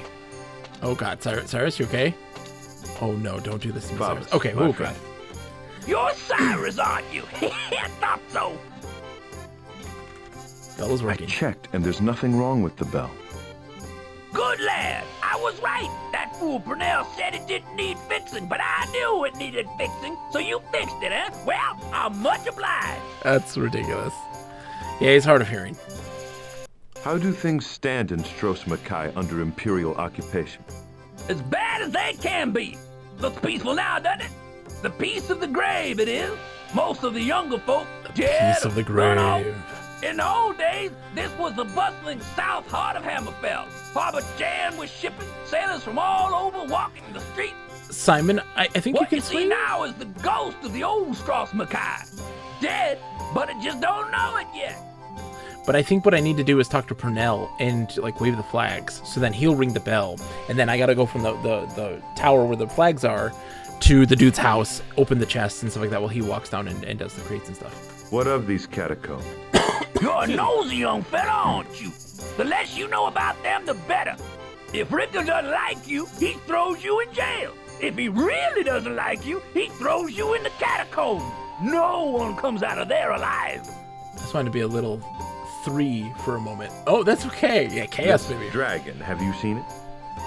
Not with my own eyes, but I heard tell of it from the survivors. They say Richten keeps it in the catacombs, feeding it on captured leaguesmen. Okay. Are we gonna fight a dragon? What can you tell me about Governor Richten? You don't look like one of his spies. Rest assured. I'm too old to worry about such things anyway. Huh. Why was I worrying? Richten, Oh yeah, good soldier maybe, but a bloodthirsty beast of a ruler. Enjoys having Strauss Mackay under his thumb, he does. Won't be much of it left when he's through. Okay. that's all for now, Fathers. Let's see. Hold on. Well, there's also pull the rope. Don't touch that bell rope Oh, unless you want to be remembered as the cowardly villain who murdered a kind and dutiful old man just so he could play the fool with that good man's bell. The cowardly villain who murdered an innocent bellman because he just wanted to ring his bell and wanted to play with his bell. That's hilarious. It's like, don't pull that bell or we're gonna have a fight and then you're gonna have to kill me and then, I mean, that's it, buddy. All right, so we gotta find Purnell. All right, so I'm guessing he's by the docks, right? That's the palace area. The light shines. Yes, indeed. How can you resist ringing it? I know we gotta ring it, but I gotta figure out how. Which means we gotta find like I bet you like one of these is the harbor tower. Okay, the harbor tower is locked. I wonder if this is the one where he's at. I bet you we can get up from above. Like we can take the stairs up here. Yeah. And go look up and across. That's it. Star Fox Rain, ayo, how's it going? You shine indeed. You shine bright like a diamond. How are you today, my friend? I hope you're doing well. Okay, so we can go up, but I want to see what's down. We gotta see what's down. I mean, there might be some goods down here. Oh, there it is for sure. Shh. What's this? Sneaky. It's gold, baby. This should help. 401 right now. We're rolling in the dough. So now you've that compass. Oh, can you equip it? Yeah, of course. Yeah, duh. Great question, Simon. Yes, hold on. Let's see. I bet you it works more outside than it does inside. I don't know if it works inside. We'll take a look when we go out. Oh god.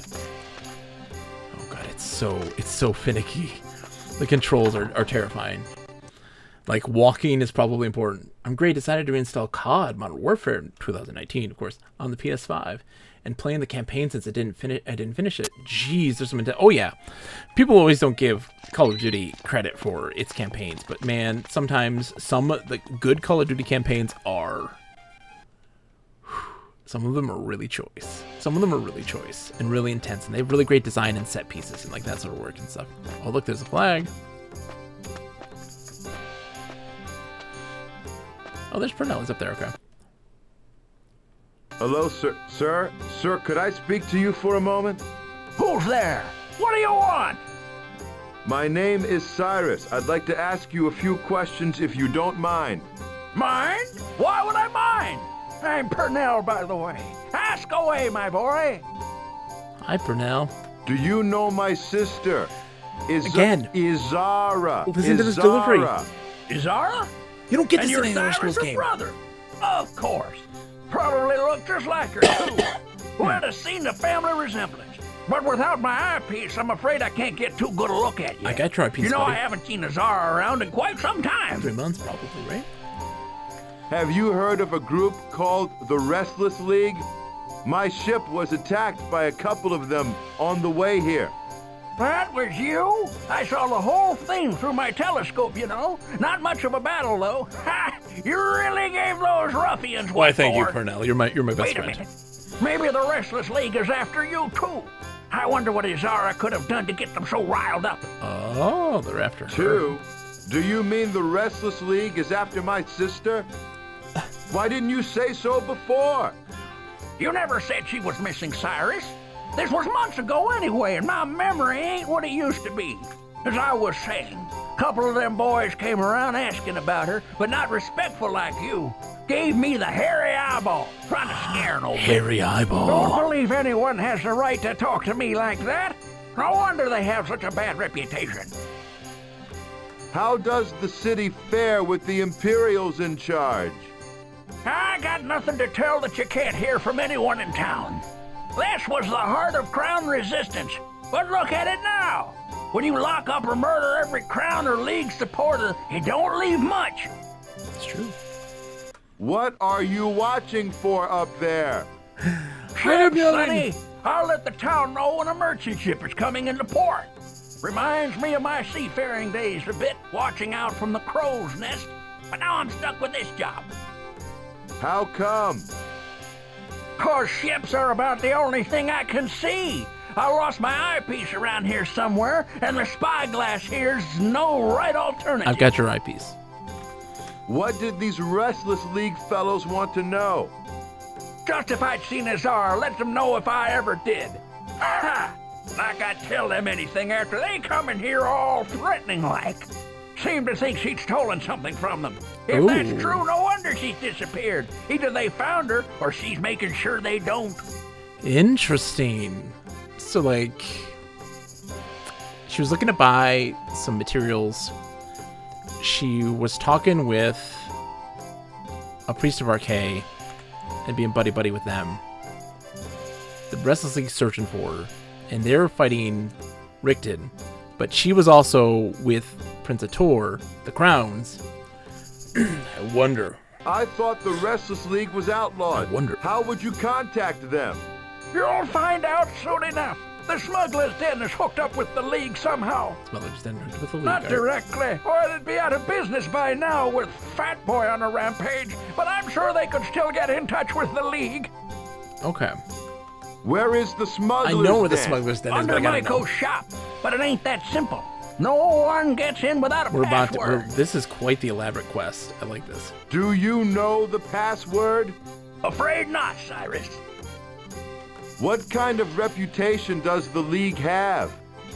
Terrorists, pirates, all that. No doubt about it. They ain't to be trifled with. Fat Boy found that out himself. But then the Empire don't like to be messed with either. Do you know the moment? Like, I also love that, like, there is some clear, like, delineation between, like, certain gameplay styles here. Like, this is very adventure game, right? We're talking to characters, getting information, and, like, doing this weird quest line of, like, doing tasks, gathering the items, giving them to people, getting access to other things, and seeing what we need to do. Afraid not, got it, yeah. And, like, this is very adventure-y. But then, like, once you leave the city, we're exploring. There's little kind of quests that we can wrap up, but there's also, like, action and more kind of platforming and The League is exploration. fighting against the Imperial And I bet you occupation. the dungeons are going to be dungeony and They puzzly were. and combat. Not openly like the Crowns, but that's never been the League's way. Blowing up Richten's flagship more in their line. Watched it burn from right here. An Gary's back in amazing our time sight. didn't tell you a But friggin' what thing. did it Everything was accomplish? waypoints The now. Empire's still here, and I haven't heard hide tell you nor what, hair boys. of the League until today. Fat Boy, who do you mean? Right, you're new in town. Haven't yet been introduced to Governor Richten. Allow me to shout the secret password loudly. I'm going to... Favis is a friend of yours? Ha! You'd like to think so. Damn nuisance is what he is, always whining about having to ring the bell. Just yesterday he had me down there complaining it was broken. It don't ring as loud as it used to, Brunel. Sure, old Goat's as deaf as a post, that's the only problem. So, Star Fox talks about one thing here. He says, but I do appreciate waypoints because sometimes I just want something quick to play and don't want to stay searching for one thing. So, Star Fox Rain, I think that you bring up a really good point, right? And there is some purpose and points to waypoints, but I feel like kind of how we initiate waypoints and how we incorporate orienteering and navigation into our gameplay. There's ways that you can make fast travel and waypoints more engaging and interesting, more than just like discover the thing, now that's a point, now you can travel to it. There's a lot of kind of stuff that you can do to offer more compelling fast travel, right? And to make waypoints be effective based on player knowledge, right? So, for instance, if they're like, hey, go to this place, and you have no knowledge of where that is, there shouldn't be a waypoint. But they're like, oh, it's east of here, and now you have like this kind of sphere, a general knowledge of. And if someone's like, oh, it's past this point, and now that circle becomes tighter as you kind of have more knowledge, or if they talk to you and reference a person that you've already met or know, waypoint's there. You know where they are. You already have this knowledge. What does the character know? What is the character understood? So Green says, Breath of the Wild and Tears of the Kingdom did it pretty good in making you think on some quests, but I still enjoy Breath of the Wild more. I'm kind of actually with you on this, Star Fox, that I enjoy Breath of the Wild more than Tears of the Kingdom. I think it's a little tighter in design. Tears of the Kingdom is super fantastic and allows for really great player expression in the creativity, but you can have too much stuff, and I feel like that's the problem with Tears of the Kingdom, is that there's too much stuff. There's just too much. Anyway, sorry, my brain. Why does Fathers ring a bell?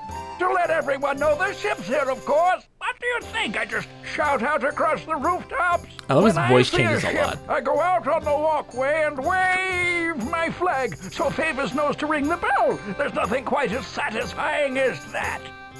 Kinda makes you feel like a god, waving that flag and listening to the bell ring out over the whole town. A pity I can't let you try it, but we don't get too many ships in port these days. Starbucks Rain says, when I was playing Assassin's Creed Origins, I turned off all the menus. Why and does such. Fathers ring a bell? To let everyone... Oh, sorry. When I accidentally put kinda that. make... And I love removing those sorts of things, but the problem is, like, if you remove waypoints in Skyrim, like, they don't compensate for that. With something like Tears of the Kingdom or Breath of the Wild, removing and going into kind of that pro mode where you remove all the UI, like they have at least designed it in a way where you don't need it. Like, it's not necessary. But with something like Skyrim, they're vague in their information because the waypoints are meant to just guide you and tell you where you need to go. And so the characters aren't giving you all the information that you need in order to understand where you need to go and what you need to do. And so by like removing waypoints and removing directions, and the UI in that case, it's hindering you, and that's difficult, and you have to kind of design that with consideration, and they didn't. So you can't see without your eyepiece? I can see the galleons and spice traders just fine with this spyglass. But other than that, I mean, I can't very well walk around town holding a telescope up to my eye. It might be kind of funny, though. I'm laughing even as we speak. It'd be kind of fun. Could you maybe find it for me, lad? It's a strange kind of loneliness when the beginnings of your vision's at 100 yards. It's a strange kind of loneliness. I think I may have found your eyepiece. Is when your this vision, yeah, oh my gosh, it's a strange kind of loneliness. Well, glory be! How can I ever thank you, Cyrus, my boy? I know! I'll let you wave the flag! Hot dang, here we It'll go. be our little secret, eh? Go on, take it! Take it! An opportunity like this don't come along every day! Yes. All right. I think I'll take you up on that. That's the spirit! You'll soon see what I'm talking about. Nothing like it, I'm It's like telling being you. a god. Okay, so we go outside. We wave the flag. Let's save here, just in case anything weird happens. I don't want to, like, jump off something and die. And there's no auto saves in this stuff, so like we got to be careful. We have to be careful. And the game is very finicky. We have to save early, save often. The old school game mentality. Save early, save often. Flag. Hold on. Color guard. Got our flags. Okay. Okay. So we go in our inventory. We take our flag. Let's see. There's the thing. There's the bell tower.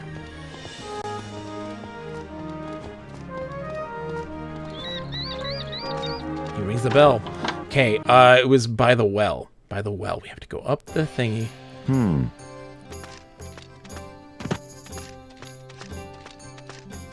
Run in. Okay. By the well. We gotta go up and over by the well. His house is there. We gotta get in while he is.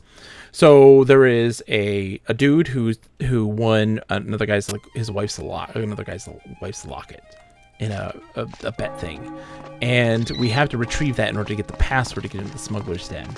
He comes out to do his work when the bell rings to go to the Well, port.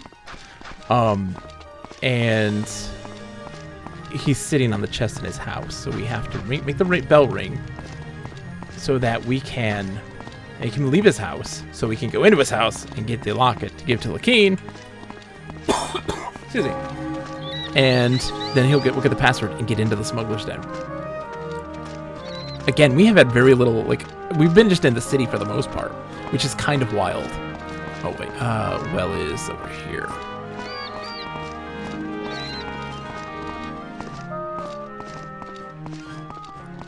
And there's the dude, there's Rollo. Bye, Rollo. Enjoy your work, dude. I'm not gonna break into your house or anything, I promise. I promise. I'm not gonna break into his house. Like I am right now. What's this? I know what it is. Silver locket. Oh, there, and it's got a lock of her hair. Lakeen's wife. So pretty. What else he got in here? Oh, I can't take his booze. He also has his booze in there, locked in his chest. Aw, little Rollo. He's a good boy. Rollo's a good boy. He's a good boy. We love Rollo. He talks like that. He's like, Rollo don't like this. He talks like you talk to a dog. He's just... It's very cute. Okay, Lakeen, where are you, buddy? You should be around here somewhere. Oh, Lakeen. Ah, he's working on the cart. Oh, handyman. I've got something for you, buddy. I've got something for you. Found my locket yet? I did. Lakeen? Have you found my locket? I have. Okay, Lakeen. Here's your locket. Now tell me the password. Oh, thank goodness! You got it! I'm saved! Never going back to that den again! No, sir. No more for me, but have your own go at it. The password you require is spoon. Be careful, Cyrus. Spoon. And thanks again. We gotta channel our inner tick. We'll talk later. Channel the inner tick. Spoon! Oh, that, I need to get a tick notification, man. Oh. Spoon! Alright, so... Cartographer's house is where? Was it Cartographer's house? Yeah, it's over here. It's right here. Oh. Okay, we should save.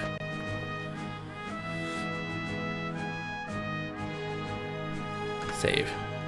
Spoon. What character are we going to put in here for our Tomodachi Life game, man? What's a password? We got ads coming up in 3 minutes, just a heads up. Spoon. Right, just a second. I'll try my best not to have a bunch of exposition in that moment. Time for breaks What's coming wanted, soon. mate? How's it going, dude? Cyrus. Yurik. Welcome to the smuggler's den. What do you want? I'm looking for Azara, my sister. Apparently, she did business with you occasionally. That's right, she came by from time to time. Last time I saw her, she was after a piece of malachite for That's some right. reason. Yep. Does the Restless League operate out of the smuggler's den? We've always worked together, since way back before the Civil War. Mutual interest and all that. The League boys must be laying low. Haven't seen any of them in weeks. Yeah, no matter. Smuggling's good business, with or without pirates. With or without pirates. The Imperial occupation doesn't seem to have cramped your style much. Everyone needs smugglers, like it or not. For instance, Rickton likes his Valenwood wine. There you go. The League makes sure none of it arrives legally, and we make sure the palace cellar stays well stocked. Everybody wins. There you go. That's a business plan. A cozy little operation you've got here. Thanks. We like to think so. Say, who gave you the password, by the way? So I know who I need to beat the hell out of. Rollo did. Okay, awesome, let's see. Don't worry, your secret's safe with me. Not that this place is such a secret. Half the town seems to know about it. Yeah, well, we don't rate quite as highly as the Restless League on Rickton's enemies list. Cool. All right. I'm going to go start my break now. The ads are going to pop up in like about a minute. Thank you so much for your patience with that, too. Ads are more just for me to take a break. so that I can actually stretch and get some water and use the bathroom or whatever I need to do. So thank you so much for your patience. I'm going to be right back, and we're in 3 minutes. So enjoy, guys. I'll be right back. Whee! That's the wrong button. Hee-hee.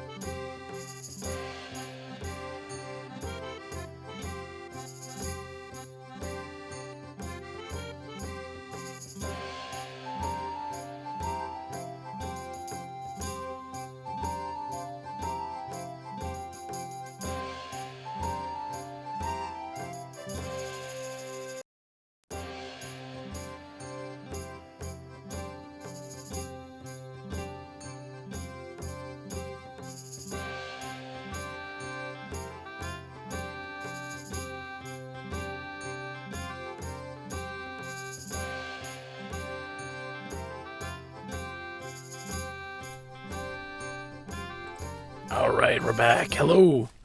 Thank you all for your patience for that.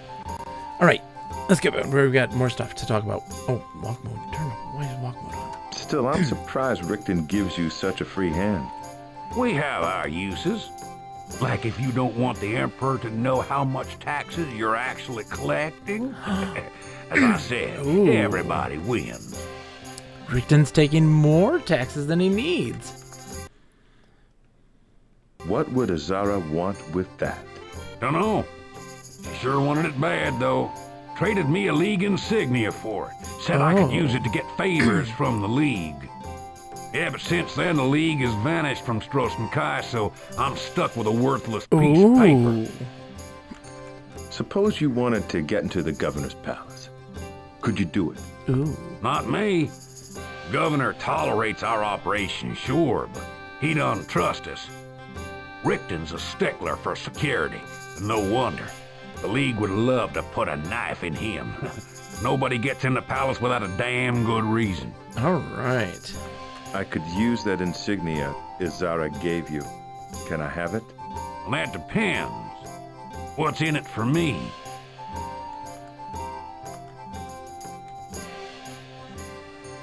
You claim to be Azara's friend.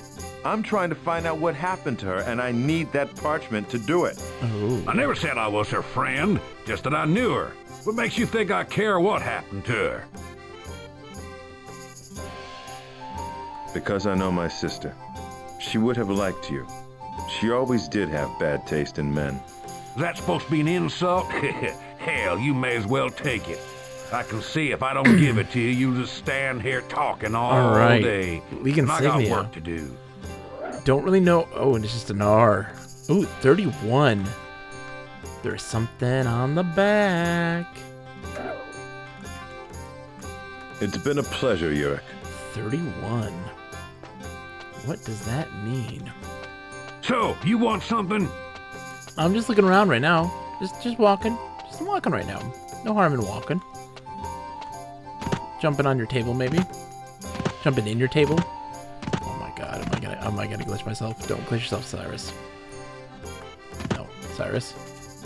Oh my god, Cyrus. You're a crazy person. Okay. I think that's it.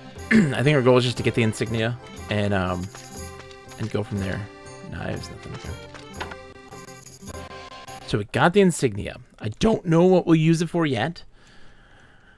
What other leads do we have right now? So I think the other thing that we're going to probably do is just do some more exploring and go out into the wilderness. We've got a bunch of money. Because I don't know if we have any, anything else at the moment, any other real leads. We could do the... Oh, we could do the book. We could do the book. Yeah. Let's do Jafar's book and get a map for the Flask of Lalandra or whatever it is. Hello, Mingo. My cat's over here just looking at me. How's it going, buddy?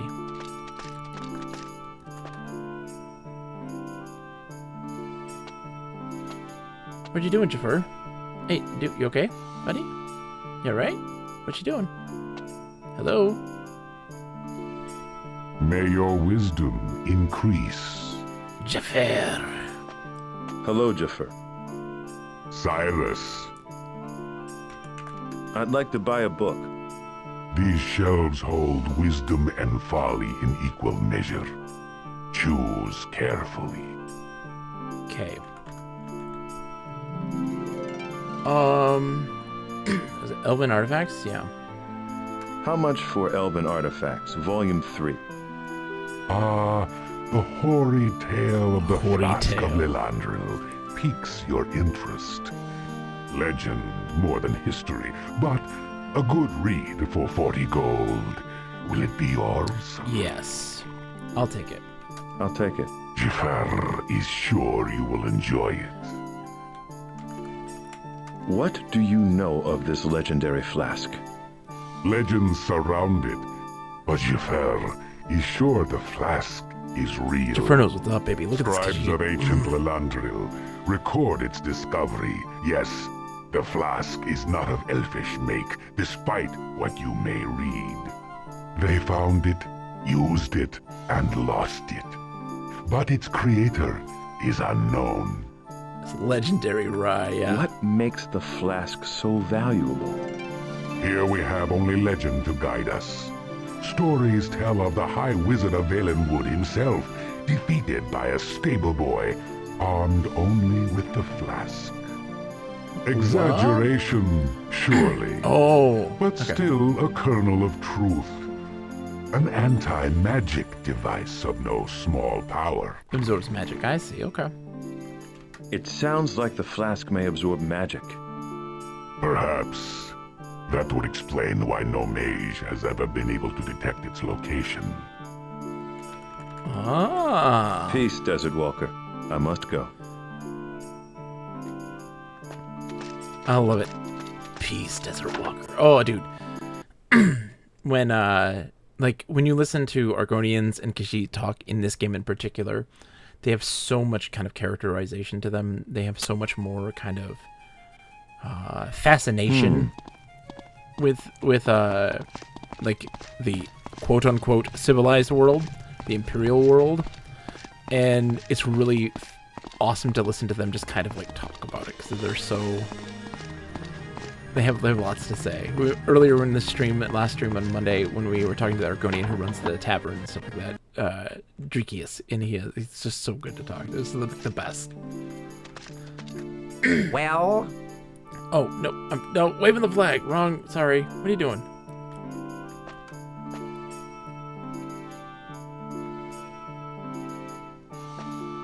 Hello, Maiko. Hello, Cyrus. Something I can do for you? I need a map. I think this flask just gets mages drunk so they can't cast any magic, yeah. Have you ever heard of the Flask of Lilandrum? He was a big one for them. Unding's bones, of course I have. Treasure hunters come here from all over Tamriel, digging and poking around interminably. Well, they say there's a treasure map floating around here somewhere, but I don't believe it. Why not? If there were a real map, why hasn't someone found the flask by now? True. Such a waste of time and effort, lusting after a mythical elven flask, when the island is full of real mysteries. What do you mean? Well, the caverns, for instance. Haven't heard of them, have you? Or the dwarven ruins either. Ooh. But they're real, young sir, and as full of mystery and adventure as you could ask. Caverns, you say? Where can I find these caverns you speak of? Well, that's the question, isn't it? Won't find them on your cheap commercial map, will you? That's a real mystery for you to ponder. Dude, you know the answer. Tell me more about these dwarven ruins. A bit more famous than the caverns, but if it's not about elves, no one cares. Oh, I care. One of the great mysteries of the ages, the disappearance of the dwarves. But instead it's Flask of Lilandrel this, Flask of Lilandrel that. Yeah, I feel you. I don't know much about dwarves. I always thought they were mythical creatures. See what I mean? Not myths. Real as stone and metal. Who do you think built those ruins? All gone, thousands of years ago. No one knows why, but that's a whole nother story. What were we talking about again? We're talking about the dwarves. Dude, actually, we were just talking about We'll those. talk later. Oh, actually, I wanted to make a map. Speak Sorry. up, I've got work to do. Sorry. Maiko? Hello, Maiko. Hello, Cyrus. Something I can do for you? Do you have any maps for sale? Sorry, I don't sell retail. Contract work only. But perhaps I can make a map for you? Yeah, Elven's artifact. I wonder if you can make anything of this. These look like map notations to me. Let me see. Oh, bloody hell. This again. Jafar must have sold this annotated copy of Elven artifacts 10 times. And they always end up here. Can you make me a map, they say? Why is everyone so mad over lost Elven treasure? I'm sorry, but I'm afraid I'm too busy today. Oh. I'm willing to pay for the map. Handsomely. Just name your price. Persistent, eh? Listen. Oh, bloody hell. If you'll give That me the mask book, again. I'll make it for you. One last time, free of charge. At least then I won't ever have to see it again. Ooh, yeah. Book for map. Sounds good. When will the map be ready? Come back in a little while. I'll see what I can make of it. I'll come back. Don't worry. Book for map, I think is good because I don't think we'll need the book. It's literally like a, oh, this is the book, and it looks like there's coordinates. Love using handsomely when referring to compensation. Though that gold is quite handsome. Oh, I like the cut of your gold. That's quite handsome. Okay, so this is the foreign district's over here, I think, and it's like destroyed. There might be a way I can get in around. I don't know how to get in. Yeah, so there's here. And you can't get in. Maybe I can, you guys, can I jump through there? No, I cannot jump through there. Let's see if there's a way around. Oh, yeah, someone want to know about the compass, yeah. Does the compass actually do things here? It does not. Hold on. Oh, there it is. There it is, Simon. Okay, you're gone already, but we have the compass won't working, okay. Ooh, ooh, ooh. No, there's dudes on the roof, though. Okay, let's see what I can do. Maybe I can go in here. Locked. No. Let's go take a look. We're going to scout the perimeter. So the jail looks like it's kind of connected to it, but I don't know if it is directly. I didn't see a door on the other side. And I can't go in there yet. It won't let me. But I'm wondering if there's like a way around. There's the palace. God, don't fall off. Oh shit, sorry. Ooh, can I? Oh god, wait, I should save. Need to save. Let's save this game. Sneaky. Let's see if I can break my way in. Oh god. Sorry. Oh, Try me, Redguard. What? Try me, Redguard. What? Hello? Traitor. Put what down? I think I got them. Oh no. We're going down. Let's swim around and see what we can find. So there it is. Can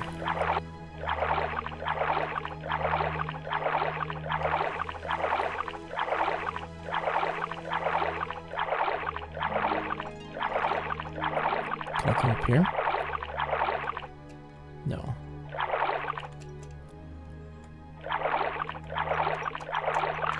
Okay, I can climb here. Did he do the Doom voice? Like the...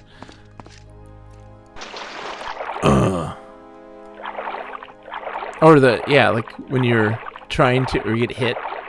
You get hurt. I don't know if there's any way I can take this up there.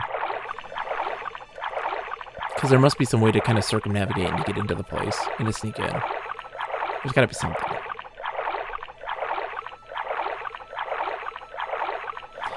Yeah, like, the jankiness aside, and I stress again that, like, the controls in this game are unwieldy, unresponsive, really difficult and fickle to, like, engage in.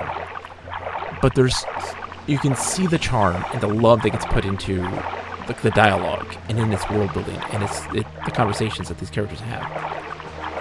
You can hear it, you can see it and experience it, and that's what makes the game kind of magical and worth people's time, worth people's, like, at least acknowledgement of it. And what it takes in the end is, and so many people will just sit there and kind of chuckle and be like, oh, this game sucks, look how stupid this is, oh my god, this doesn't make any sense, oh, how stupid is this? And it really takes a person who is patient with that stuff. And that's kind of my deal. Because I'm patient with the jank and the jank. In order to, like, see why things are good. Oh man, I feel like I'm gonna die. Like, the waves. Oh, there's sharks. There are sharks. I see them in the distance. Cyrus, buddy, you need to not be in the water anymore. I think this is a bad idea.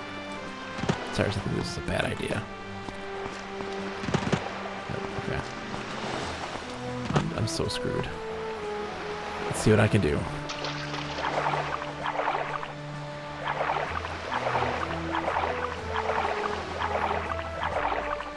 It drives me crazy though because people use like humor and stuff to kind of diminish games like this and even be like and make a spectacle of it. Like, look how ridiculous this game is, ha ha ha. But then it's like, then people just dismiss all of it. I think I got sold a bad map. Yeah, maybe we'll see. But like, then people dismiss it entirely, and then they don't recognize any of the things that kind of make it interesting or the strengths of that game in particular. And instead, now we're left with kind of just people just ignoring these sorts of games. And this is part of why I love playing them and love talking about them, is because there is something to glean from them. There is. And it's just a matter... Oh, here we go. Here we go. It's just a matter of, like, understanding it and, like, listening. Just... No. Okay, no, it's not what I want.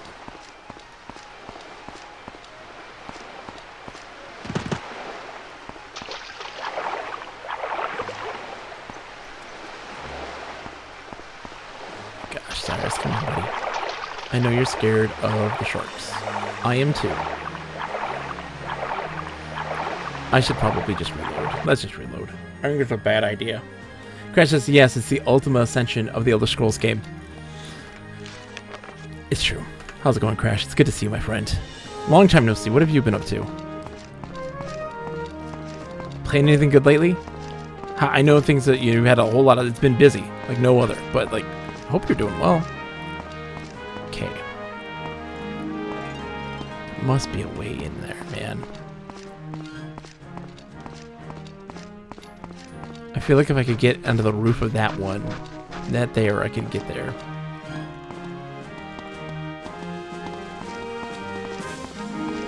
I don't know yet. And maybe we'll get there at some point. I'm not... Let's go do some exploring. We have money up the wazoo. Hi, Crendel. How's it going, buddy? We have money up the wazoo. A is for the apes that date their mothers. A is for the apes that date their mother. What's B? B is for the boils they pop for fun. Boils they pop for fun. What you got, Crendel? C is for the water sailors sail on. Okay.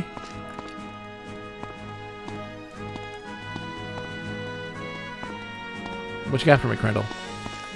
D is for the lumps upon their tongues. I thought this game in Battlespire had a reputation of being buggy. Battlespire does too. They're both really buggy. E is for the eels they eat for breakfast. Love you, Crendel. We're gonna go through the whole alphabet with you. F is for the fleas that swarm within their shorts. Oh, Crendel, you are so great. Shorts, please. G is for the grog they swill by gallons. How many people have done the alphabet song with Crendel? H is for the hairs upon their warts. You are a lyricist. I is what they poke out with their fingers.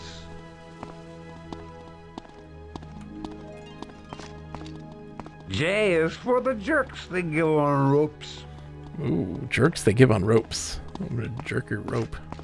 K is for the cats they drowned in bags. Oh god, it's getting dark, Crendel. Cats they drowned in bags. L is for the love they give to goats. Oh my god. Goat fuckers. M is for the marks of 50 lashes. He's singing a song about fucking goats. Okay, Crendel, I love you, buddy. N is for their smarts, for they have none. N is for their smarts, for they have none. O is for the oceans they get lost in. P is for their pox and scurvy gums. Scurvy gums. Q is for the quake butts fit for pounding. Quake butts fit for pounding. Quake butts? Pounding? R is wrong, and wrong they'll always be. R is wrong and wrong. That's not right. Crendel, I think you're a little off there in your spelling there. S is stinky, just like sailors' armpits. That's accurate, yeah. T is for the ticks that eat their fleas. In their shorts.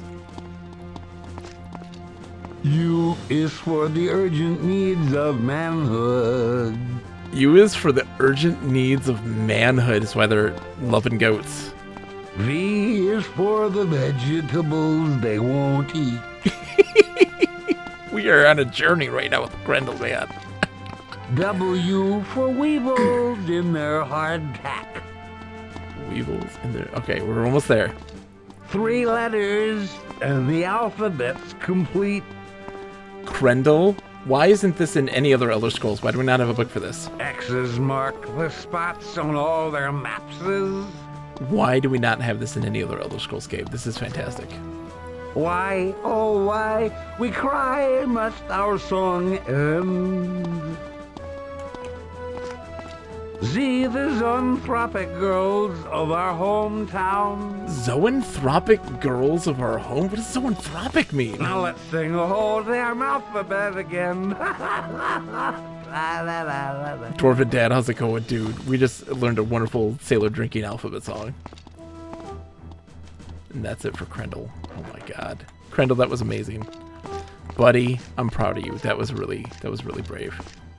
And strong. That was good. I'm very proud of you. I'm like, dude, any of these? I can't go into any of these doors, right? Oh god.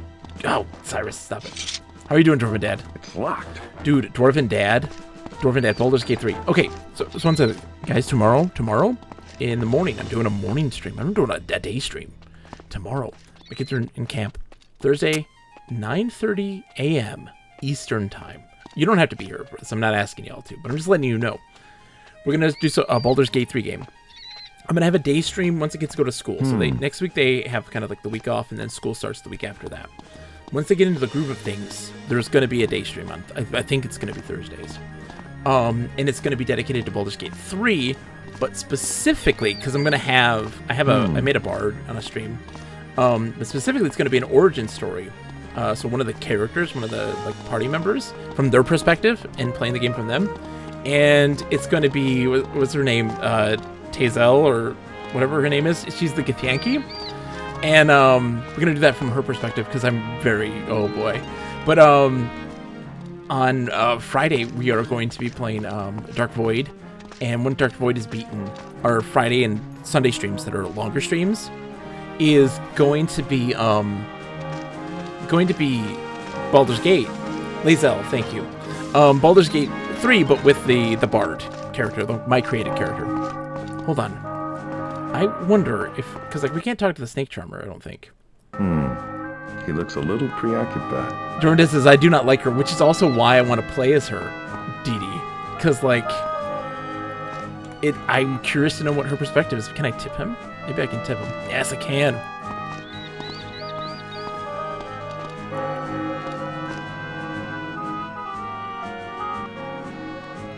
Thank you, my boy. My name is Avik. How can I help you? Starfox Rain says, it's almost time for Baldur's Gate on PS5. Oh, you're in for a treat. I'm looking for my sister Izara. Do you know her? The name sounds familiar, son, but I'm afraid I can't. I have a question, Dwarven Dad. Have you played? Not many young people have an ear. With a full party of 4 players? Anymore. Having 4 people playing together and not having the party members? I'm curious to know how chaotic that would be. Are you familiar with a group called the Restless League? Can't say that I am, but I mostly keep to myself. With the Yokudan's banned from Strosmakai, Madness? I don't have many friends here in town. Probably have to pack up and leave myself soon. Where's this guy from? How has Strosmakai fared under Imperial rule? Things have gone to pot, and I don't care who knows it. Murder in the streets. Where will it end? Tell me that. Where will it end? I don't know, my friend. You play very well. Sounds like old Greg. My old son. Greg. No one visits me since those Imperial Made your devils macaroni murdered that pictures. Yokudan lad. That's right, Imperial devils, and I don't care who knows it. Oh, snap. Imperial troops have murdered people in Strosmakai? Ah, when they came ashore, it was fire and sword in the old quarter. At least, then they could pretend they were fighting the Crown diehards. But killing that innocent Yokudan boy, if I was 20 years younger, I'd make someone pay. Oh, he's mad. Is the old quarter completely destroyed? Might as well be. It was sealed off while the Imperials searched every house for Crown loyalists. Major macaroni Nothing but pictures. a ghost. I love you. Oh no. Do you love me? I'm old Greg. I got a mangina. The fights are really fun with 4 people. I believe it, DD. I think that's this probably like the murdered best way boy. to engage in that combat. His name was Hale, poor Hale. lad. His family is still camped outside the city, waiting to finish his burial ritual. Okay, we gotta find them. Yokudans were never well liked around here, but Governor Rickton went too far. He says Yokudans like they're somebody different. Like, I want to know. Yes, unfortunately, the Yokudans have always been treated as outsiders, all over Hammerfell. A senseless prejudice, since their religion harks back to the earliest Redguard traditions. But our new government We never really has talked about done much Yokudans worse being like a than different thing than simply Redguards. overcharged them for flour. Yokudans, then I guess, are like people that stick to like the old ways of their homeland and didn't acclimate to like Camberfell at all. Something You I miss don't know. Hale, don't you? Used to love to listen to me play. One of the few people around here who did. Appropriate, I suppose, for one born under the sign of the serpent. Oh, the sign of the serpents. Where is the Yokudan camp? I'm not sure. Outside of the city somewhere, watching over Hale's grave. His poor mother is beside herself with grief. Interesting. This is our first time really like hearing anything about this. The sign of the serpent. Part of Yokudan religion? The star sign of his birth. Yokudans believe the stars guide your destiny, from birth to death and beyond. I'm not familiar with Yokudan religion. Do they have lengthy burial rituals? Interesting. It's more serious than that, I'm afraid. His mother, Saban, needs to counteract the soul snare that Nagasta has laid over the island. Trying to keep it. What did the governor do to the Yokudans? I mean, taken. Murdered young Hale, then branded the rest of them traitors and ordered them to leave Strasmakai. Yokudans mixed up with Redguard politics, a preposterous notion. Why do you say that? You haven't spent much time in Hammerfell, have you, son? No, I was born in Sentinel, but left Hammerfell when I was very young. Killed my sister's husband. Haven't been back in years. I thought so. You picked up a bit of an accent. West High Rock, am I right? Yes. Well, as I was saying, the feeling against the Yokudans runs deeper than politics, even in a civil war. Neither side ever stooped to allow Yokudans to join their ranks. Even the Restless League was too good for them. Interesting. But all that's over now. Redguard pride has made us all slaves of the Emperor.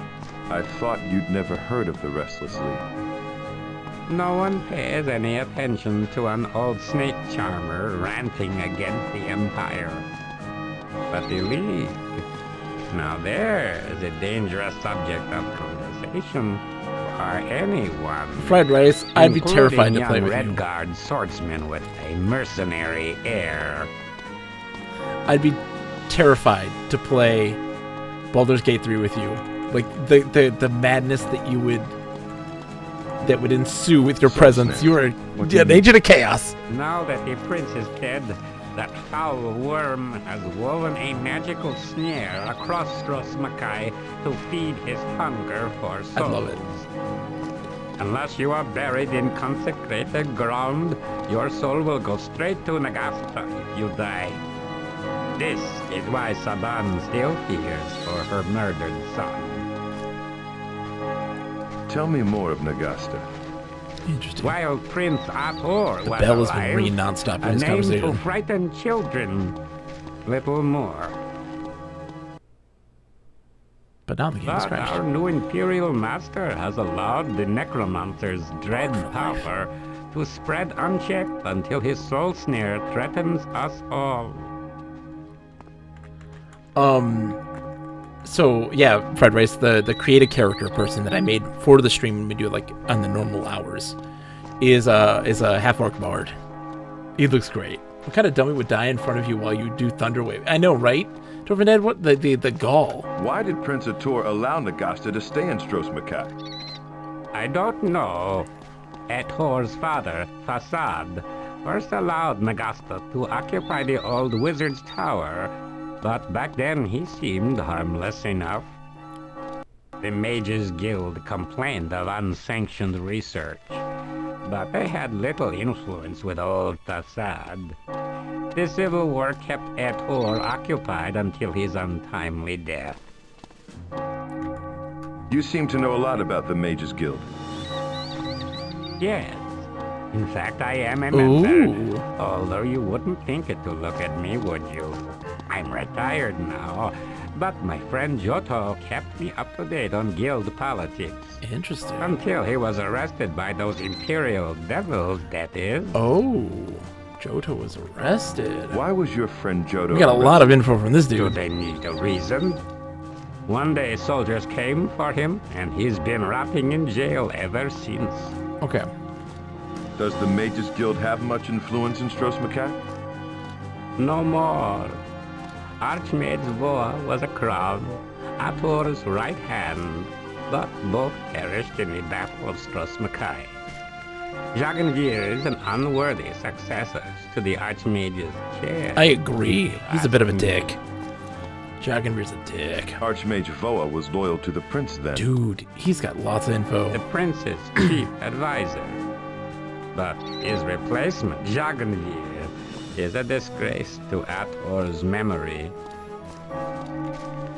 Jagenvir is the new Archmage? Yes, a spineless toad of a man, a perfect lackey to the governor's every whim. Still, a mage of formidable power, whatever his personal failing. Interesting. Tell me what you know of this Restless League.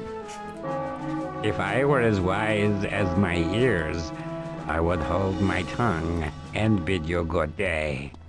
But you're no Imperial spy, and nothing like the League bully boys that came around after Hale's murder. Hold on. I'll learn about the jail thing first. 1 second. The jail, where's that? Up near the palace. They won't let anyone in to see the prisoners. I've already tried. I guess I should be grateful they didn't just kill him, eh? Murdering devils. I gotta find a way to get into that jail. I ran into a couple of them myself on my way into town. Pleasant enough fellows, although they talk too much. What did they want with you? They were asking questions about some woman. It was none of my concern, and I didn't want to give his poor mother any more trouble, so I told them nothing. Hey, now I remember why your sister's name sounded so familiar. She was the one they were looking for. You imply there was something you could have told these leaguesmen. Mind telling me? Well, Izara met Hale here, and they left together Ooh. the day he died. The day he died. At the time, I thought it was just a romantic rendezvous. Nothing to do with his murder. But then the League came sniffing around.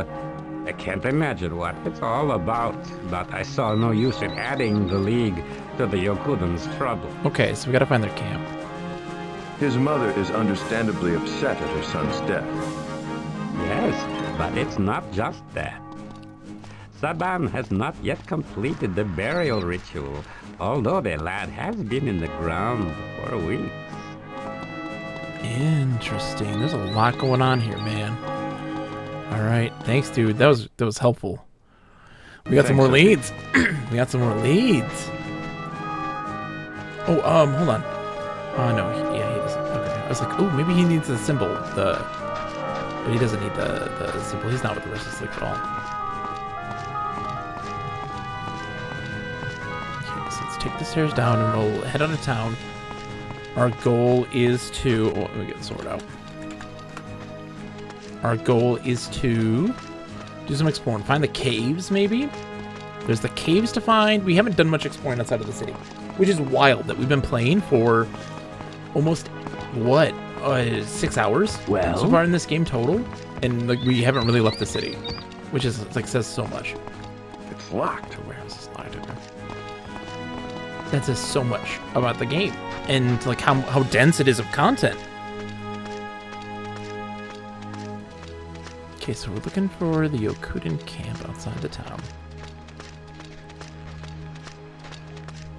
There's the head of the statue. Yeah, the Imperial Guards are like everywhere.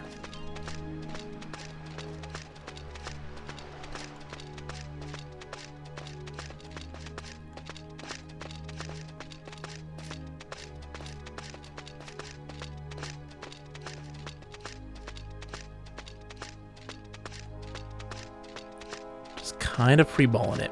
We're going off the beaten path just to see what we can find. Here's a path. Hello? Oh. Oh, God. Okay. Oh, God. Hold on. Save the game. Save the game because I feel like that guard's going to fight me or something. Oh, man. Save. Exploring. 2. Hi. How's it going, guard? One moment. Go about your business, Redguard. Okay, dude, I will. Thank you. Stop right there. Oh, pick up gold. I'll take it. What happened in here?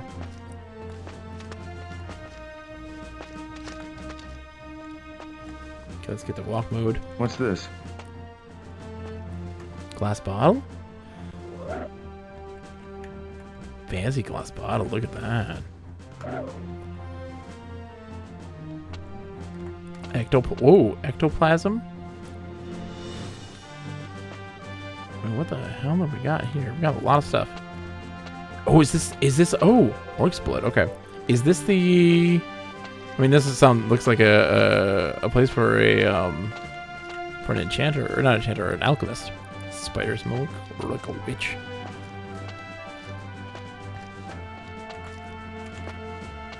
Dude's dead, though.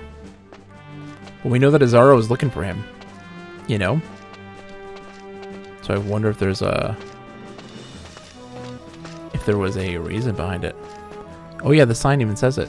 Yeah, the sign says it. It's got a little thing there. Interesting. Okay, so we found the alchemist that the General Sword Dude was talking about. I don't know what we could mix with that stuff to make something, but I'm sure we can make a potion of some kind. I think there's a book, a recipe book, and stuff that has information on that too, at the library.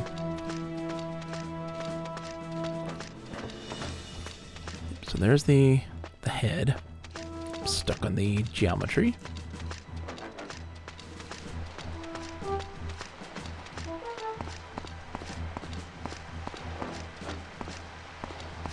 That's the thing, man. When I was a kid, I just wander.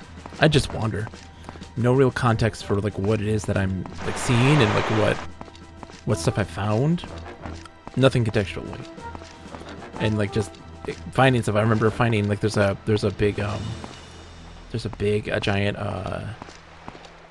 observatory with like a dude. I remember like a machine kind of like floating around. It was really wild. Oh, hold on one second. I gotta take this one. I'm gonna be right back.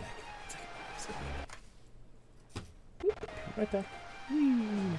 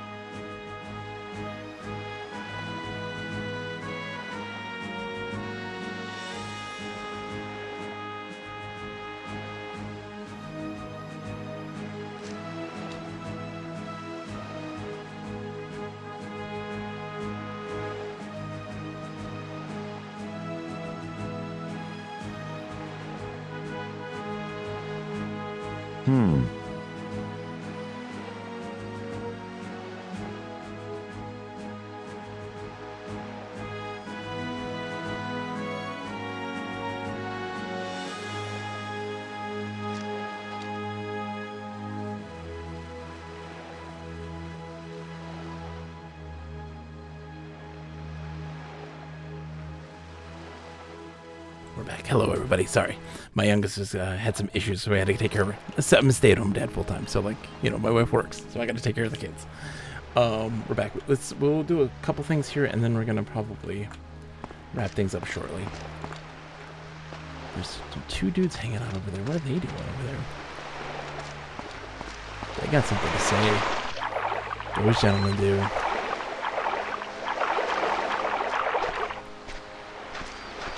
I'm gonna bring out the sword just in case.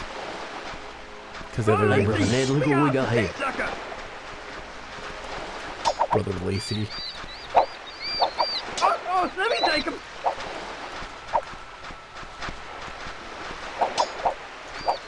He's sorry. That got me, you sneak. Oh, he cut my dead man, slick boy. Oh, he cut my man, Circle slick strafe. boy. Lacey. Oh, let me take him. I love the characters of these guys. Stay at home with these. Oh my gosh, how's it going, Isaac? It's good to see you, my friend. How are you today? Ned and me need some dog sticky. Our old poor mum, see?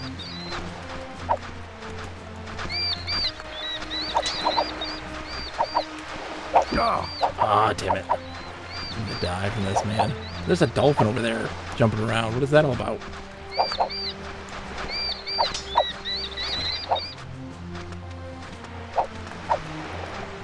Oh, let me take him.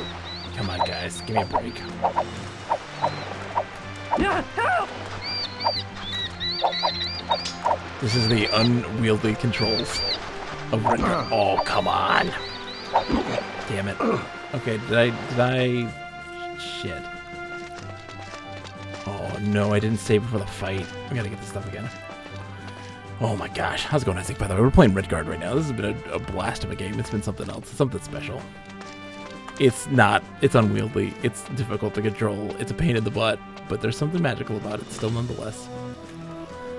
Get our spider's milk. Get our ogre's blood or whatever. What have you been up to? Played anything good lately? Dude, What's this? Baldur's Gate 3, dude. What's this? Baldur's Gate 3. What's this? Have you played any of this yet? Baldur's Gate 3? It's so good. It sure looks special. Oh, dude. This game is special. It's special in lots of ways. Hist sap? Oh, man. We're Sakura. We got some hist sap. Okay. Camera. Yes, I know it's a tight space, buddy, but you gotta be able to handle it, okay? God. Okay, so we're gonna go up and over, and then we're going to the left where those guys were. We're gonna save before we fight them, obviously. And we can take them down. We can learn some strats. There's some circle strats, like, that we could do, I think. The combat is so janky. The controls are so janky and unresponsive. But the world is so fascinating, and its presentation and its writing is just absolutely stellar. And it's telling a very smaller scale, intimate story. Saving my energy for Starfield. Also just got back from DEF CON. Oh, really? That must have been fun. That must have been fun, dude. But yeah, Starfield. Oh, it's going to be huge. Starfield's going to be huge. Starfield's going to be huge. There are the dudes. Hey, dudes. Okay, let's save our game. Let's take them down, and then sadly we're gonna have to run and raid somebody and be done for the night. But we will be doing a rare. Oh, game, don't do this to me. Oh God. Game.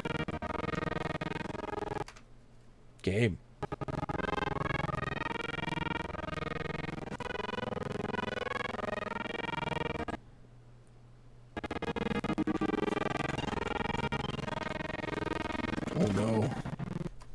I broke it. An ad break's happening.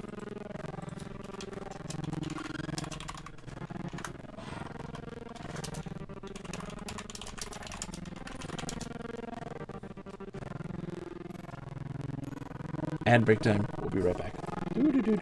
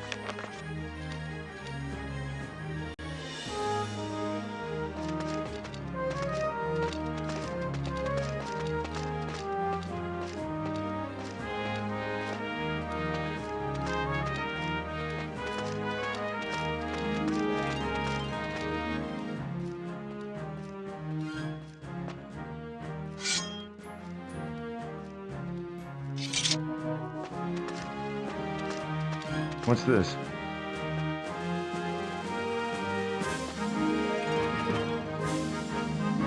What's this?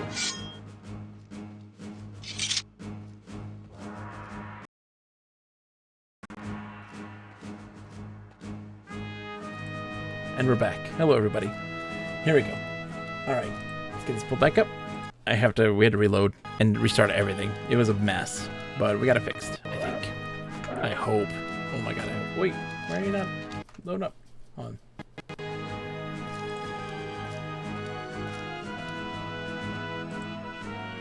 isn't that popping up?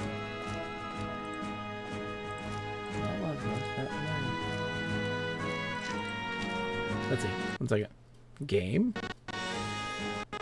There we go. Thank you. All right, let's go find these bandits and kick their ass, and then call it a night. Oh, thank you all for hanging out. So yeah, just remember, so tomorrow morning, 9:30 a.m. Eastern time, we're gonna start a playthrough of Baldur's Gate 3 in the Lae'zel, as Lae'zel, one of the characters, the most despised character of everybody. Nobody plays as Lae'zel. Nobody cares about Lae'zel. They all hate her. We're playing as her. And things are different than when you do a create a character. There's other story elements. I mean, having kind of this direct control of that character who has these pre-made story and like all this kind of information about them already kind of made. It changes how the game is played. It's really interesting. I haven't played as her, but our morning streams that we'll be doing more regularly in a couple weeks is going to probably be predominantly, it's going to be dedicated to her and like what her story. And then on Friday at 7 p.m. Eastern, we're going to start up Dark Void, a Capcom like weird like action third person like action game with a wonderful oops, it's born too, with jetpacks. It's gonna be fun. Sunday's gonna continue that too, as if it needs to be. And then Monday is gonna be. Look what we got here. Brother Lacey, we got the sea sucker. Hey, you done spoiled my shirt. Like that, you fancy burner. What the? We got a sea sucker. What does that mean?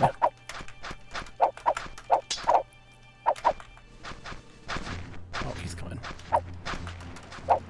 Hey, you done spoiled my shirt. I done spoiled the shirt. He's sorry, that thing's sharp.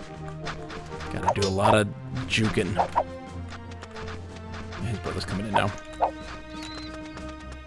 Come on, city boy. Me and Lacey, we're gonna cut your ass, city boy. Cut your ass, city boy. Lacey's coming That in. mean need some dosh ticket. Our old poor mum, see? Dosh ticky? Need some dosh. Gotta move around.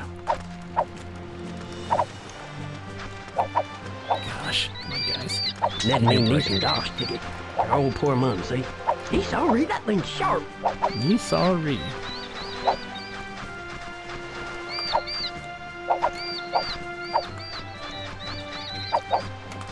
Come on, city boy. Oh, he cut me. I did. What are you gonna do about it?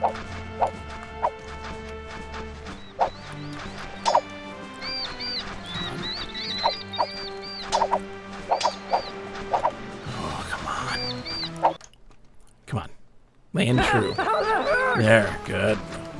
Blows land true. This combat is hard, but like, there's something to it. Oh, let me take him. Oh, he cut me. You're a dead man, sick boy. Leave me alone, dude. I've been through a lot, okay? I'm looking for my sister. Yeah, help. You're a dead man. Oh. Whew, we survived. Jesus. Okay. A map, Stros Mackay. A map of Stros Mackay! Oh my god, thank you. We need that map, dude. Is it going to tell us like where we are and stuff? 7 gold pieces. 7 gold pieces. Jesus. What's wrong with you guys? Hold on. How's this map work? Oh, and it shows us where we are on the map. Oh, I love it. I love it. We're best friends now. Saints Porch to the south. Okay. So, in the Ogretooth Mountains. We're hanging out up here. Nagasta's, we gotta take like the bridge and go across there to get to Nagasta. Interesting. We got a map now. That's great. Okay. That's a perfect time to say we survived. We only took 40 points of damage. We didn't take much damage overall. All right. So, again, tomorrow morning, 9:30 a.m. Eastern time. You don't have to be here, of course. That's way out of most people's time zone. I know it's like a weekday. It's just me doing it for me. I'm going to play it. Why not stream it, right? And then Friday at 7 p.m. we're starting up a new game, Dark Void. So Fridays and Sundays will be Dark Void until we beat that, and then we move on to Baldur's Gate 3 with my create a character. which is on like the main channel stuff. So, all right, thank you everybody for hanging out, man. I love it. Thank you so much, Isaac, Kuno, Star Fox, everybody, Simon, and everyone who's just chilling and making the day so much better. Who do we got here? What do we got going on? Oh, we got lots of folks tonight. You know what? I haven't raided them in forever, and they always raid me. They're playing a game called Turbo Overkill. It's the Deviant. My good friend, the Deviant. They raid me constantly. We need to go say hi to them. They only got a couple viewers. Let's go say hi and beef that numbers up. Let's see what Turbo Overkills. They're fantastic. They love themselves some old school style boomer shooters and things like this, and love them Splatoon, that sort of stuff. So give them all the love in the world. We'll be back again tomorrow morning, 9:30 a.m. Friday night, 7 p.m. our normal time. Have a wonderful night, everybody. And as always, to humor. Take care. Bye.